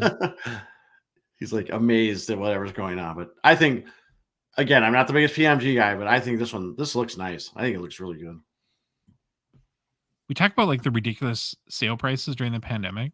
I feel that 2,900, given where his career has elevated to at this point, I can't imagine this would sell for less than that today. probably double, I would think. Yeah, Something like that. this was a great buy, whoever got it. Another big 101, which is his number 4 high selling card. 2018 OPG Platinum Marquee Rookies Golden Treasures 101. Sold for just $100 more, $3,000 US in April 2022. So, Boy, yeah. What would you rather have? Well, based on the picture, the PMG, but I think that the OPG Platinum Golden Treasures probably looks better in hand. I'd want to see. Yeah, this picture doesn't do that any justice at all. So I think I like the PMG card better though. But yeah, which one would you rather have? I'd rather the PMG. I think this looks great. Oh my gosh, you're becoming a PMG fan, Troy. Oh my god. You got a fever? Do we need to take your temperature? What's going on here? No, it's late at night and I'm delusional right now. I guess. Number 3 sales, a 2018-19 Upper Deck Young Guns High Gloss out of 10, BGS 9.5, sold for $3,050 in May of 2019. Yeah. That's a nice looking high gloss. Yep. I like that card. Number 2 is a 2018-19 The Cup Tag Auto out of 4 is raw, sold for $3,357 in March of 2021. I just don't like these cards. It's made in Canada. Oh, you just lost all our listeners. No, I agree. This I think I have no problem that it was made in Canada. I'm just saying it's just these laundry tags are just dumb. Oh, I thought you were trying to rip on Canada. I'm like, don't rip on Canada. They love us. Like, we love them. No, I get you. If it said made in USA, we would be complaining too. I'm like you. I'm not a big fan of the laundry tag or whatever this is, the tag. It's just not one of my things. I do think this is a really nice picture of this card, though. Yeah, I like kind of the rose color of it. Or I'm just not. We've talked about before. I'm not a big fan of the whole laundry tag thing. And we love Canada. And we love Canada. We do. Number 1 sale. This is the one where there's been multiple sales that are in the 3,000 to 4,000 range, but the highest selling Cup RPA at a 99 from 2018-19 for Elias Pettersson was $4,061 US in June of 2021. Pretty cool. He must skate with his mouth open 100% of the time. That's a cool card. And just a note too. This is not the exact card. There was whatever picture for the top sale, even though it was only a couple years ago, has disappeared. So I just had to find another copy as a representation. But okay, he has 0 sales of even $5,000. That's interesting. Well, you look at like what was a Quentin Byfield that we posted on social media for like 7,800 a week ago or something. Nothing against Quentin Byfield, but yeah, I don't know. Then if you look at like card ladder sales history, 8,817 Elias Pettersson cards have sold in the secondary markets to date. So it's like since he became a rookie in 2018-19. Now, if you look at his sales since the 1st of October, right? So this is the year that he's kind of starting to take off a little bit. And through basically today, 12,043 of those cards, of those 8,817, have been in the last 3 months. That includes 32 sales of 500 US or more. Kind of then doing like a year-over-year analysis. I went back to the start of the season in 2022-23, and there was 785 Pettersson cards that had sold in that same time period. So you go from 785 a year later to 1243, and then from 32 sales of 500 or more this year since the start of the season. Looking back at last year, there was 18 for 500 or more. So you can definitely see that there's more hobby love and interest in Pettersson this year, but still a little bit under the radar. Again, highest selling cards $4,000 at this point. So it would take basically, here's a fun exercise. Let's just try to do really quick. The top 5 highest selling cards for Elias Pettersson, would that even equal what a Connor Bedard NHL Draft SP PSA 10s elsewhere? Probably not. Yep, it does. It does. Okay. It gets right there. Oh no, it does. Once you add 2 and 1 in, yeah, it's like 15,000. Okay, good. My faith in the hobby has been restored. Anything stand out to you about Elias Pettersson? No, he's one of those guys, like you said, I should know more about him than I do. except for what I know about him from Who's Hot and this hobby deep dive. But yeah, interesting or really good young player. Yeah, still just 25, so should have a lot of good years left. We're going to roll into new product releases, so not a ton to talk about. We'll have more next show because the credentials checklist just came out today too. I think that comes out January 31st. So we'll do sort of an overview on Monday of that checklist. But I did think so. It's been about a week now where where Ice came out with 6 days when our show published, and I was kind of curious looking at the secondary market and very very early. So that's like you got to couch by saying that to see like what the sales are, to see if the hobby cares at all about Ice, Mhm. and if they do, what cards and players are being chased the most. So we're going to do a top 5 very early sales, and remember the hobby box is about 125 US, and you're going to tell me if you think the hobby cares about this product, all right? So number 5, Troy, I can't wait for this one. A Jack Campbell gold What? patch out of 26 sold for 97 US dollars on January 13th. Okay, so now whoever had Jack Campbell in their least likely name to see on a top 5 sales list, cool, you just won a lot of money. Yeah, that's wow. Okay. It's kind of a cool card. Do you like the patch placement on a I card like actually that? I actually do kind of dig that. Yeah, so it's like it's basically like in the middle of their Where jersey, they yeah. cut it out and put the patch there. Um, yeah, I was pretty shocked to see the number 5, but $97, Yeah. right? And that's your Is fifth the 5th highest. highest selling card after a week. Number 4 is a Yuri Slavkovsky Sub-Zero rookie auto, so for 142.50 US, January 15th. Number 3 highest selling card so far for Ice is it Caden Gooley? Is that how you say it? I don't even know who this guy is. He was So on it's a Rookie Deep gold Dive. jersey auto out of 99, sold for 150. And then the top 2 selling cards are kind of more what you'd expect. There's an Yeah. exquisite collection, Matt Boldy, 0304 Tribute RPA out of 25, sold for 249 on January 15th.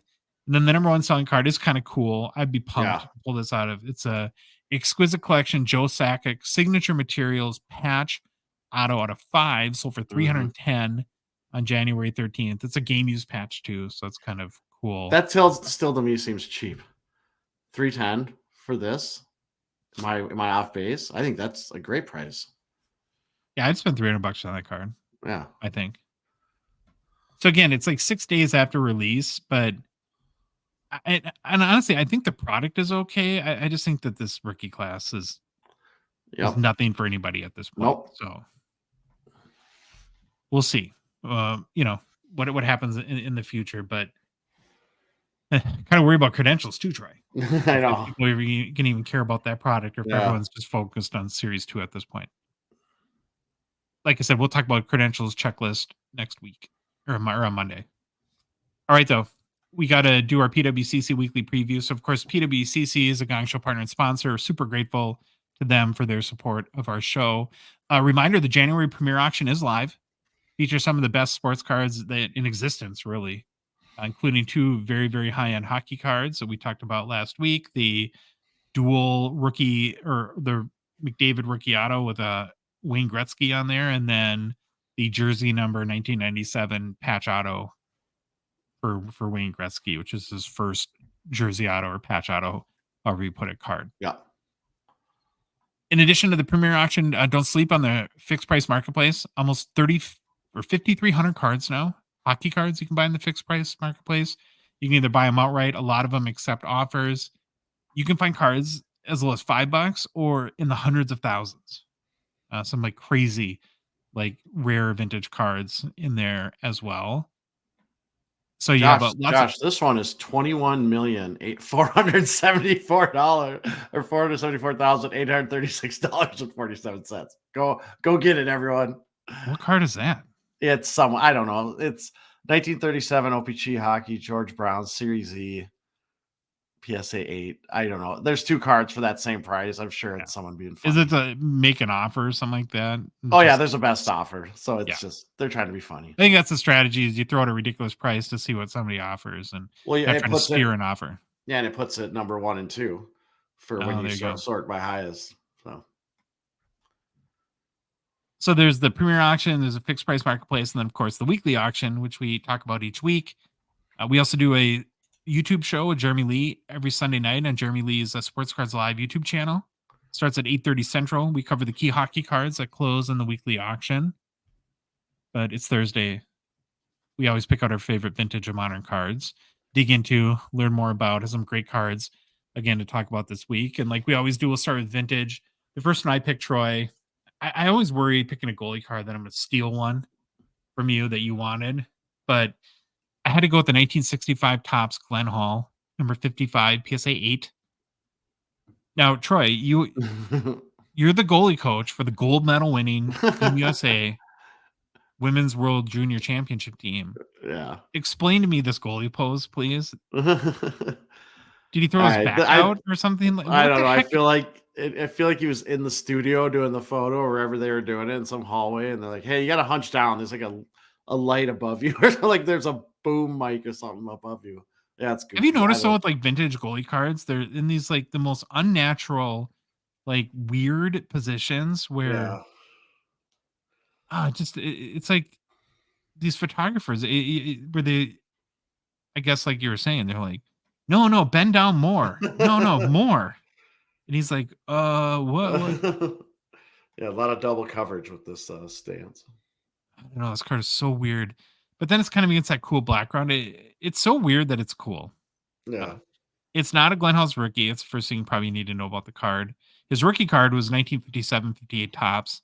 So at this point, he's like 8 or so years into his career when the card came out. It's a PSA 8, of course. Pop count is 32 with 7 graded higher. So there's 7 PSA 9s, with 0 PSA 10s. Glenn Hall is a Hall of Famer, of course. 2-time Stanley Cup champion, 3-time Vezina Trophy winner, despite a bad back, apparently, right? In the card. Played in 13 NHL All-Star games. Yeah, way more than Sidney Crosby, right? He's the Calder winner in 1956, won the Conn Smythe in 1968. But the most amazing thing about Glenn Hall, and you may have mentioned this before. Yeah, but this is crazy. It has to be like forget Gretzky's goal records. This is like it has to be the most unbreakable hockey record of all, right? There's like no chance that this record is ever broken, is there? I don't think there is, but this one to me is more feasible that it could be broken than Gretzky's, but not in today's game. There would have to be a fundamental shift in how we look at goalies again. We'd have to go back to the 70s, 60s, 70s, 80s when they just ran them into the ground. Yeah, so what we're talking about is Glenn Hall holds the NHL record for most consecutive games started by a goaltender, 502 games. Okay, let that sink in for a second. Yeah. And then if you include playoff games, it was 552 straight games. Troy, the streak began in the 1955-56 season and ended in November 1962. Yeah, now that I have to say it out loud and hear it, this probably isn't getting broken. 7 straight years, never he did not miss a single game. That's wild. Absolutely wild. And it's not like he shouldn't have missed time either. So I found an article on NHL.com that talked about the streak. And it's a little bit long, but you got to just listen to this. It's crazy. So they're talking about like how he had to power through some pretty crazy scenarios to keep the streak alive. Here's from the article. Exhibit A took place during the Stanley Cup playoff semifinal against the Boston Bruins in 1957, when it appeared that his career had ended. Not just a streak, right then and there. A screenshot by Bruins forward Vic Stasiuk struck Hall on his unprotected face. He dropped to the ice, blood flowing from his mouth. A reporter in the press box typed out, "He looks dead." Oh, wow. Not quite. Taken from the ice on a stretcher, Hall regained consciousness in the trainer's room. So he was knocked out. And unimpressed with the severity of his injury, the goalie's first words were, "Come on, Doc, let's get this thing over with." The medic obliged, embroidering 23 stitches into Hall's upper lip and mouth where the puck had ripped open. Hall soon returned to his position between the pipes and successfully completed the game. In the post-game media scrum, he was even able to joke about his bandaged mouth. Wow. Connor Bedard is missing 6 to 8 weeks, and Glenn Hall You read about him a little bit too, and you may know this even more than I do, but he was like very adamant about never wearing a mask. I think they finally made him relent at the end of his career, but I guess I didn't dig enough to know why he was. I think I would be all about a mask if I was a goalie. But yeah, I don't see how 7 straight years of playing every game will ever be broken again. Yeah. The card itself is super nice. Colors are really vibrant and great. Centering is good, left to right, maybe slightly off top to bottom, but it is a PSA 8, so you're going to have a little bit of a trade-off there. Yeah. Last sale, the 1965 Topps Glen Hall PSA 8, $288 on December 17th in the PWCC Weekly. All-time high, 438, all the way back January 2012 via an eBay auction. So a dozen-year-old record high. You don't see that real often, Troy. Current bid on the card? $31. We got a little inside baseball here for our YouTube viewers. They saw me looking up the card because I didn't know what it was at. It's the second week in a row. I know. It's just it's late. All right, you got the next one, man. All right, I got the next one. 1970 OPC. Oh boy. Gilbert Perreault. There's my French, I guess. You did it. Actually, I think that's probably the best you've ever done. Gilbert Perreault, rookie, number 131. It is a PSA 7 for watch on YouTube. Fantastic picture. Good looking man on the card. I landed on this card because I don't think we have ever featured a Gilbert Perreault. No. I actually went and searched our Google Drive and I didn't find anything. So I thought that'd be pretty good time to put him on here. Legendary player. I wanted to learn a little more about him. So I am following because I don't know that much about 1970 OPC. Is 71 your favorite? Is that the Guy Lafleur rookie year? And 70 is my least favorite. Yeah, 70 is the lights. That's how I know it. But I decided to look a little bit at the set. I started with Bobby Burrell's fantastic book, the Vintage Hockey Collector book. It's awesome. It has just a little tidbit on everything. It's one of those resources that you want to know something about a set, it's in there. And so about 1970 OPC, the first series and second series contain 132 cards for a total of 264. The cards are 2.5 by 3.5. First series inserted sticker stamps in their packs. The stamps were 2.5 by 3.5, and they have blank backs. Second series also had an insert of decal edge cards that measure 2.25 by 3.25. And me being a bonehead didn't look up decal edge, but now I'm really wondering what those were. So I guess that's future research for me. And all the card edges of these decal edge cards were done in a jaggedly cut format with 48 cards. So pretty cool. Were they cut by a wire or a blade? we're blade all the way now. All the way blade. We have been put in our place. Blade all the way. I did put some more information down from Cardboard Connection, but I feel like this is way too long. I don't think what you want me to read about 70 OPC that long, but a lot of good information. If you do want to know, just go on their Cardboard Connection and look for it. The notable rookies in the set were Bobby Clark, Gilbert Perreault, Brad Park, Guy Lapointe, Daryl Sittler, and Wayne Cashman. All right, Josh, but let's look at the card itself. It's a PSA 7, looks in really nice condition. Definitely off center, left or right. If you're watching on YouTube, you can see that. And I think it looks a tad off center, top to bottom. I think this bottom down here is a little bit bigger than the top here. Yeah. So that's like you said, that's a thing. It's a trade-off, right? It's a PSA 7. Color looks really nice. I think the colors look great. Picture looks good. There's some white spots on the top right, not the big lights. Those are supposed to be there, even though we ridicule them. I don't know what the design purpose was or what they were thinking. And I thought a lot of these had like the 5 lights, but this one only has like 2. It's got one here and one over here. I guess his body must be taking up most of it. But if you look at the top right up here, there's some white. I'll zoom in a little bit. Like snow. I don't know. Jeremy calls that snow. Snow or fading or something's going on there. Little registration stuff here with the blue. You can see. But again, looks like a really, really nice card. Back, I'll show you that because there's a lot of stuff going on the back. So it looks pretty nice. There's some, I don't know what you want to call this, some like darkening. What's the mud? Is that mudding? If it's the snow staining. Is the snow, yeah, this might be some staining. But again, older card, but it looks great. I love the little pictures. It's always my favorite part of these things. That is a cool card back. I'm not as big of a card back guy as you are. but actually I dislike the 1970 set so much. I might display this card backwards. Display it backwards. Yeah, I dig the old card backs that they put a lot of effort into, and I love when they had trivia questions. I think that was great. Yeah. So that's the card. Great condition. Looks like a really nice card. But had to do a little bit learning about Gilbert Perreault since he is one of the legendary rookies in this set. So Josh, he's a Hall of Famer, 71 Calder winner, 73 Lady Byng, 2-time NHL second team All-Star, 8-time All-Star game selection. Is that more than Sidney Crosby? I think so. I'm going to keep going back to that. Named to NHL.com's top 100 players in NHL history. Played his entire 17 season career with the Buffalo Sabres. For his career, 512 goals, 814 assists, 1,326 points in 1,191 games played. Member of the Buffalo Sabres French connection line with Rick Martin and Rene Robert. And now our fun fact. This is my kind of guy right here. I love that he did this. Perreault retired at the end of 1985-86 season. After his retirement, pension changes came into effect, significantly boosting the pensions of retired players who played at least 20 games in the 86-87 season. So remember, he retired 85-86.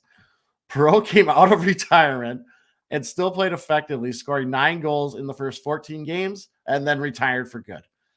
Got his enhanced pension. I just love that he came back, scores 9 goals in 14 games, and it's like, okay, I'm done. Got my money. Now I just need my pension. I'm good. But these guys weren't paid No, like they are today, though. So I'm sure that was probably pretty meaningful to him. Yep. Yeah, I just love that. All right. PSA 7 grade of this card has a pop of 63. There are 417 graded copies of the card, with 42 graded higher than a PSA 7. There is one PSA 10 graded copy.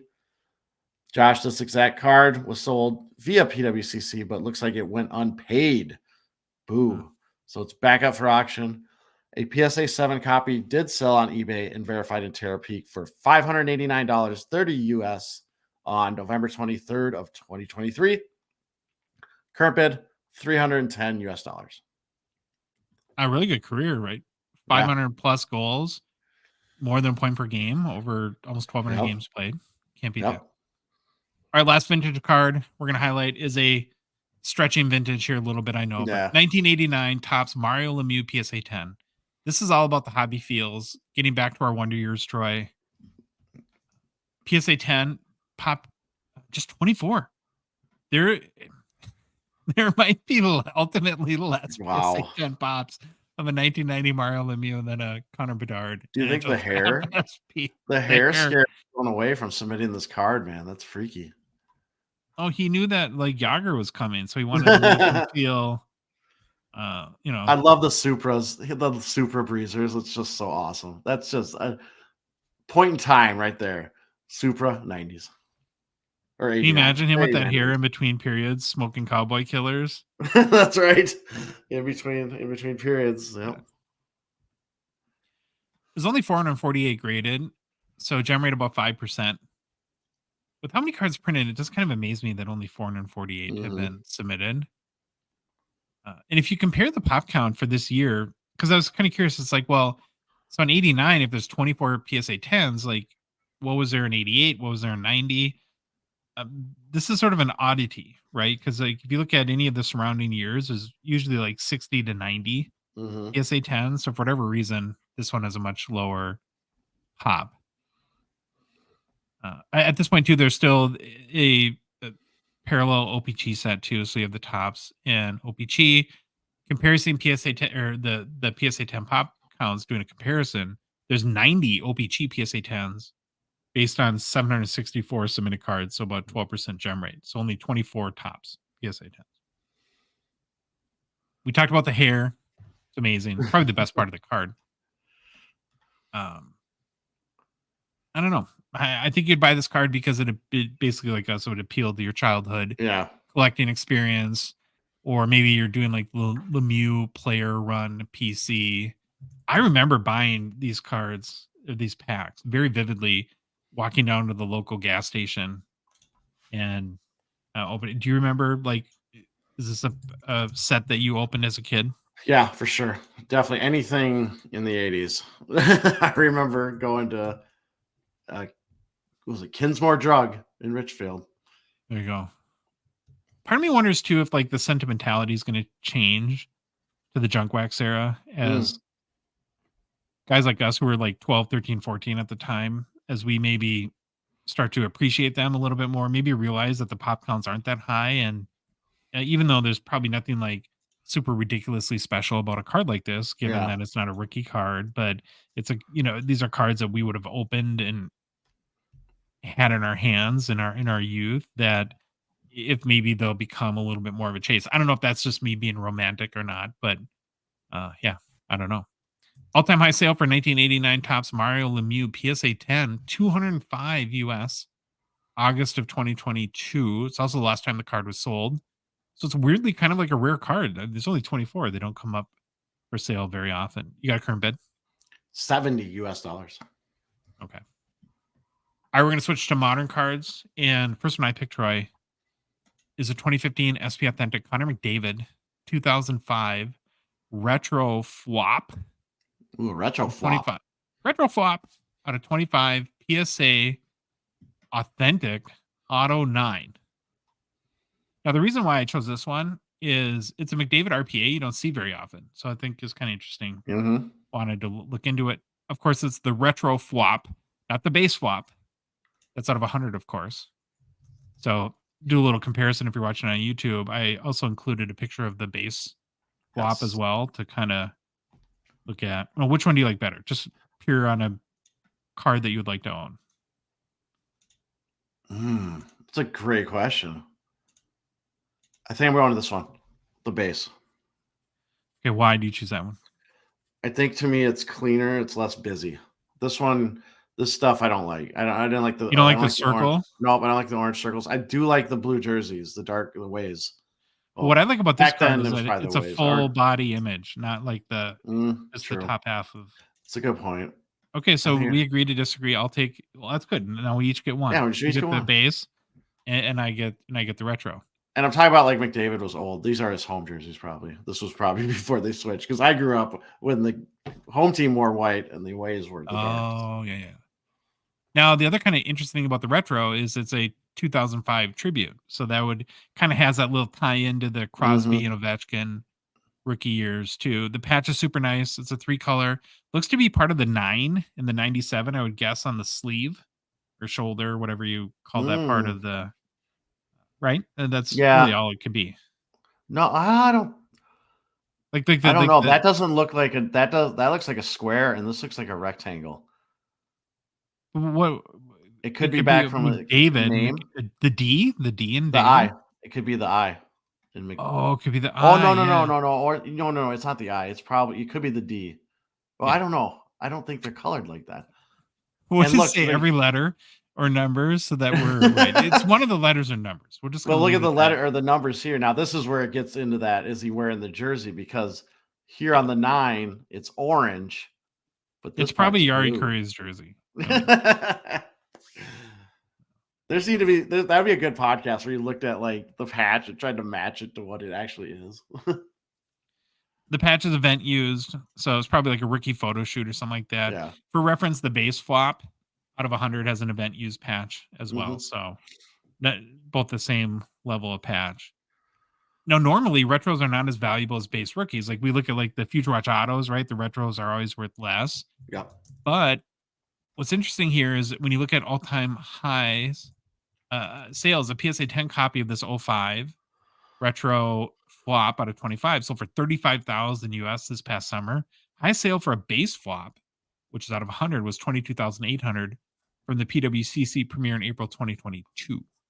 So this one's actually sold for a little bit more.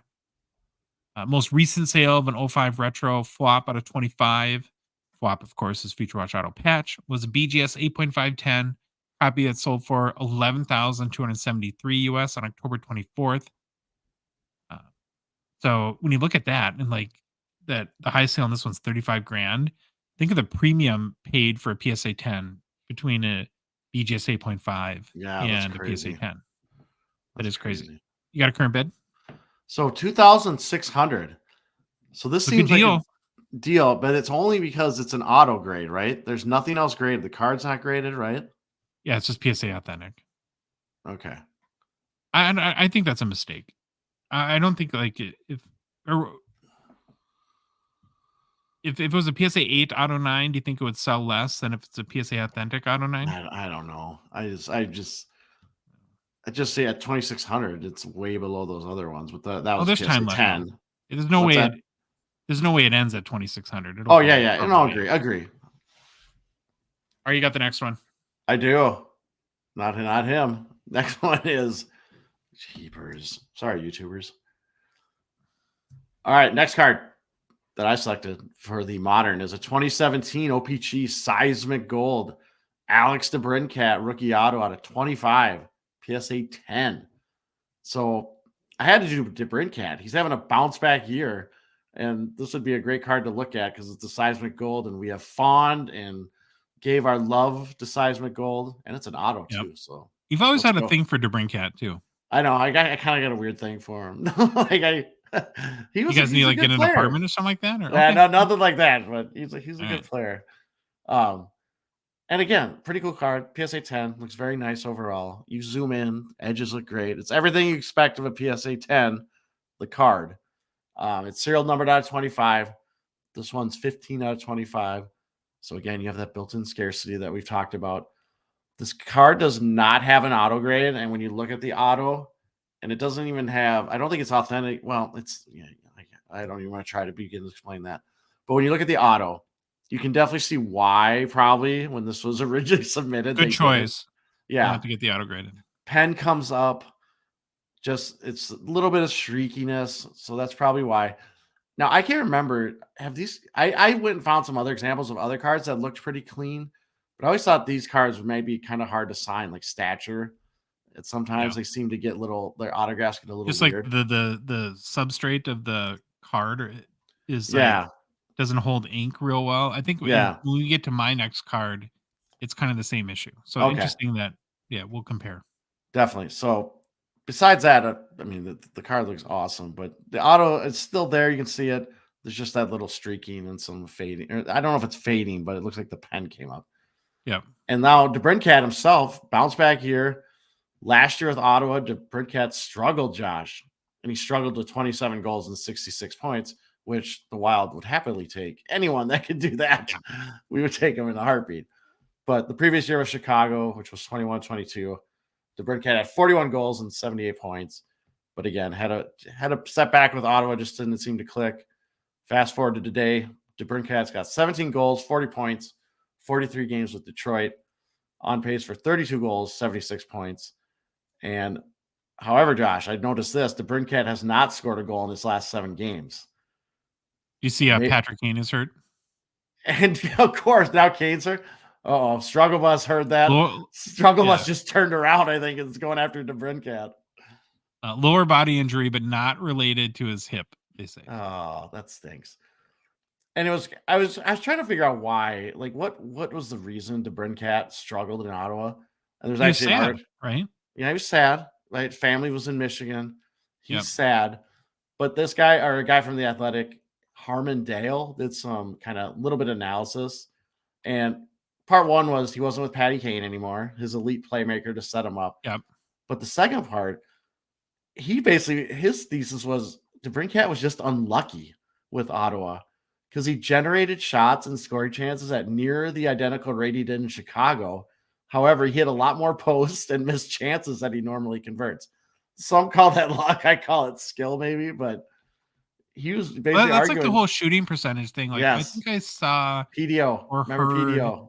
You know, you were talking like you had like Sam Reinhart in Who's Hot last episode, right? His shooting percentage is like 27 or 28% this year. And that, how do you sustain that? You'd be crazy.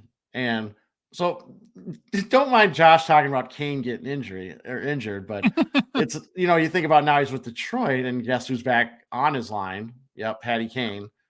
It was until he got injured. Well, I don't think he's going to be out for a long time. Okay.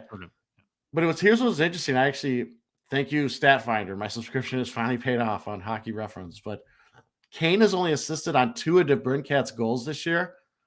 But remember, Kane didn't join Detroit until December 7th. However, DeBrincat has assisted on 6 of Kane's 7 goals this year.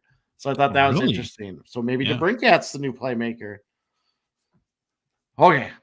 Lots of information. Sorry, I went off on a tangent, but back to the card. Recent sale of a PSA 10 copy of this card was this exact same card, same serial number and all, on July 10th of this year via eBay, verified in Terabik for $325 US. Current bid is $92 US. Yeah, your guy Alex DeBrincat. Yep, there he is. Our last card we're going to talk about is a 2019 Upper Deck Premier Cale Makar acetate rookie patch auto out of 99 PSA 9. The more I see these Premier acetates, I'm really becoming a big fan of them. I love these cards. I agree with you 100%.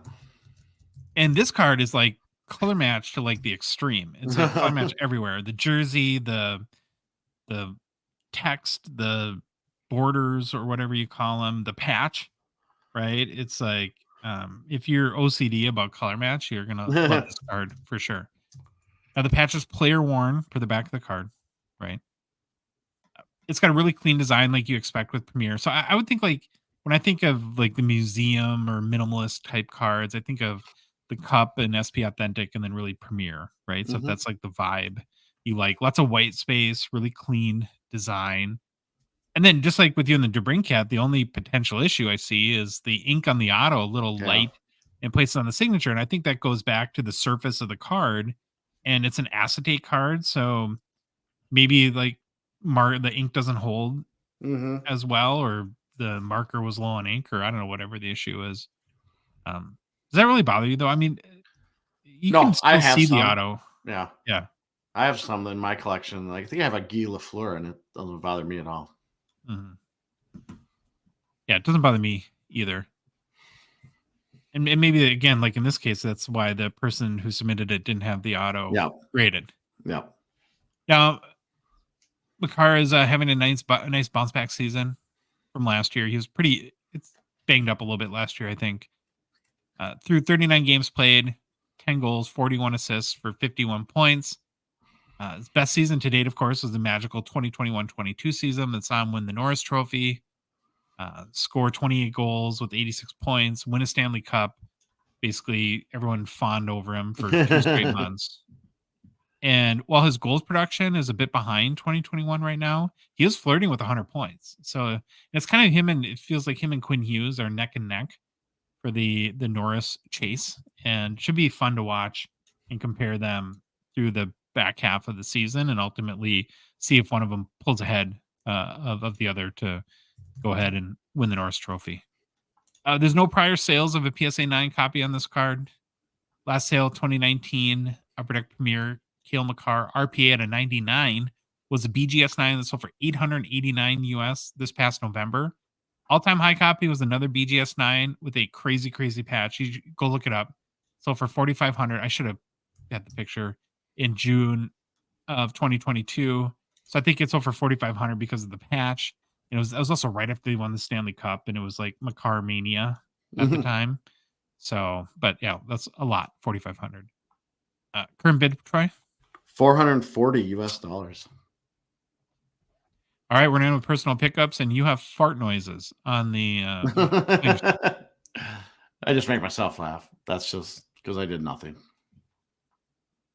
You're in the depths of coaching now. If it's May, you have no excuse. Yeah, no, it's truly that. It's my life is kind of everyone's life is busy, but it's just been very busy lately.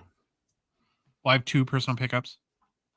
The first one's a cheaper purchase, but I really like this. Is kind of not the greatest picture. If you're watching on YouTube, it's a 2021-22 Black Diamond Leon Draisaitl run for the Cup on a 99. These are really thick die cut cards. Yeah. And I think like they overexposed it to see the hologram picture of Draisaitl better, where it's more darker around the border, but it's something like $8, Troy. So, and I have the Kaprizov one. So now Kaprizov and Leon are buddies. They're not lonely. Then the next card I'm kind of excited about. It's a horrible picture, but it's a 2002 I said it wrong in the notes. It's the Topps Heritage Chrome Mario Lemieux out of 667. So it's a kind of a Topps Chrome style, but it's the 1966 Topps kind of like TV set of like the Bobby Orr rookie. Yep. With Mario Lemieux in it. And I know I rail on bad eBay photos all the time, but apparently it doesn't stop me from buying the card. Again, we always say it. It's amazing how much money people will spend on cards thrown on a floral couch. Now, this sideways, is like $30. If it was $3,000, which people do, I would say, okay, you need to send me better photos. Yeah. But I'm really kind of pumped to get this one. That's a great card. I think it looks cool. And those early 2000 like Topps Chrome and Top Heritage Chrome, that might be a vibe that I'm kind of want to learn more about and might start digging into a little bit. And they're not super expensive. Like I said, it was $30. So, all right, that's our show for Thursday. It's late. Is it past midnight yet? No. 24 minutes to midnight. So we did good. If you like the episode, please leave a rating and review on Apple, Spotify, or whatever podcast app you listen to us on. And if you love the show, you want to support us, you want to help Troy maybe finally buy a hockey card and rejoin the hobby, that'd be great. You could support us via Patreon. It's $5 a month. You could join on a $1.99 support level tier. There's a link on our website, hockeycardsgongshow.com. You go to Patreon website, patreon.com, or in our show description in a whatever podcast app you're listening to us on, or in YouTube, and then our Instagram and TikTok profiles. We're on social media. You can follow us on Instagram, Facebook, TikTok, Twitter, and maybe subscribe to us on YouTube. That would be awesome. And Troy, the Hockey Cards Gong Show podcast is a production of Dollar Box Ventures, LLC. Have an awesome weekend, and we'll see you all on Monday.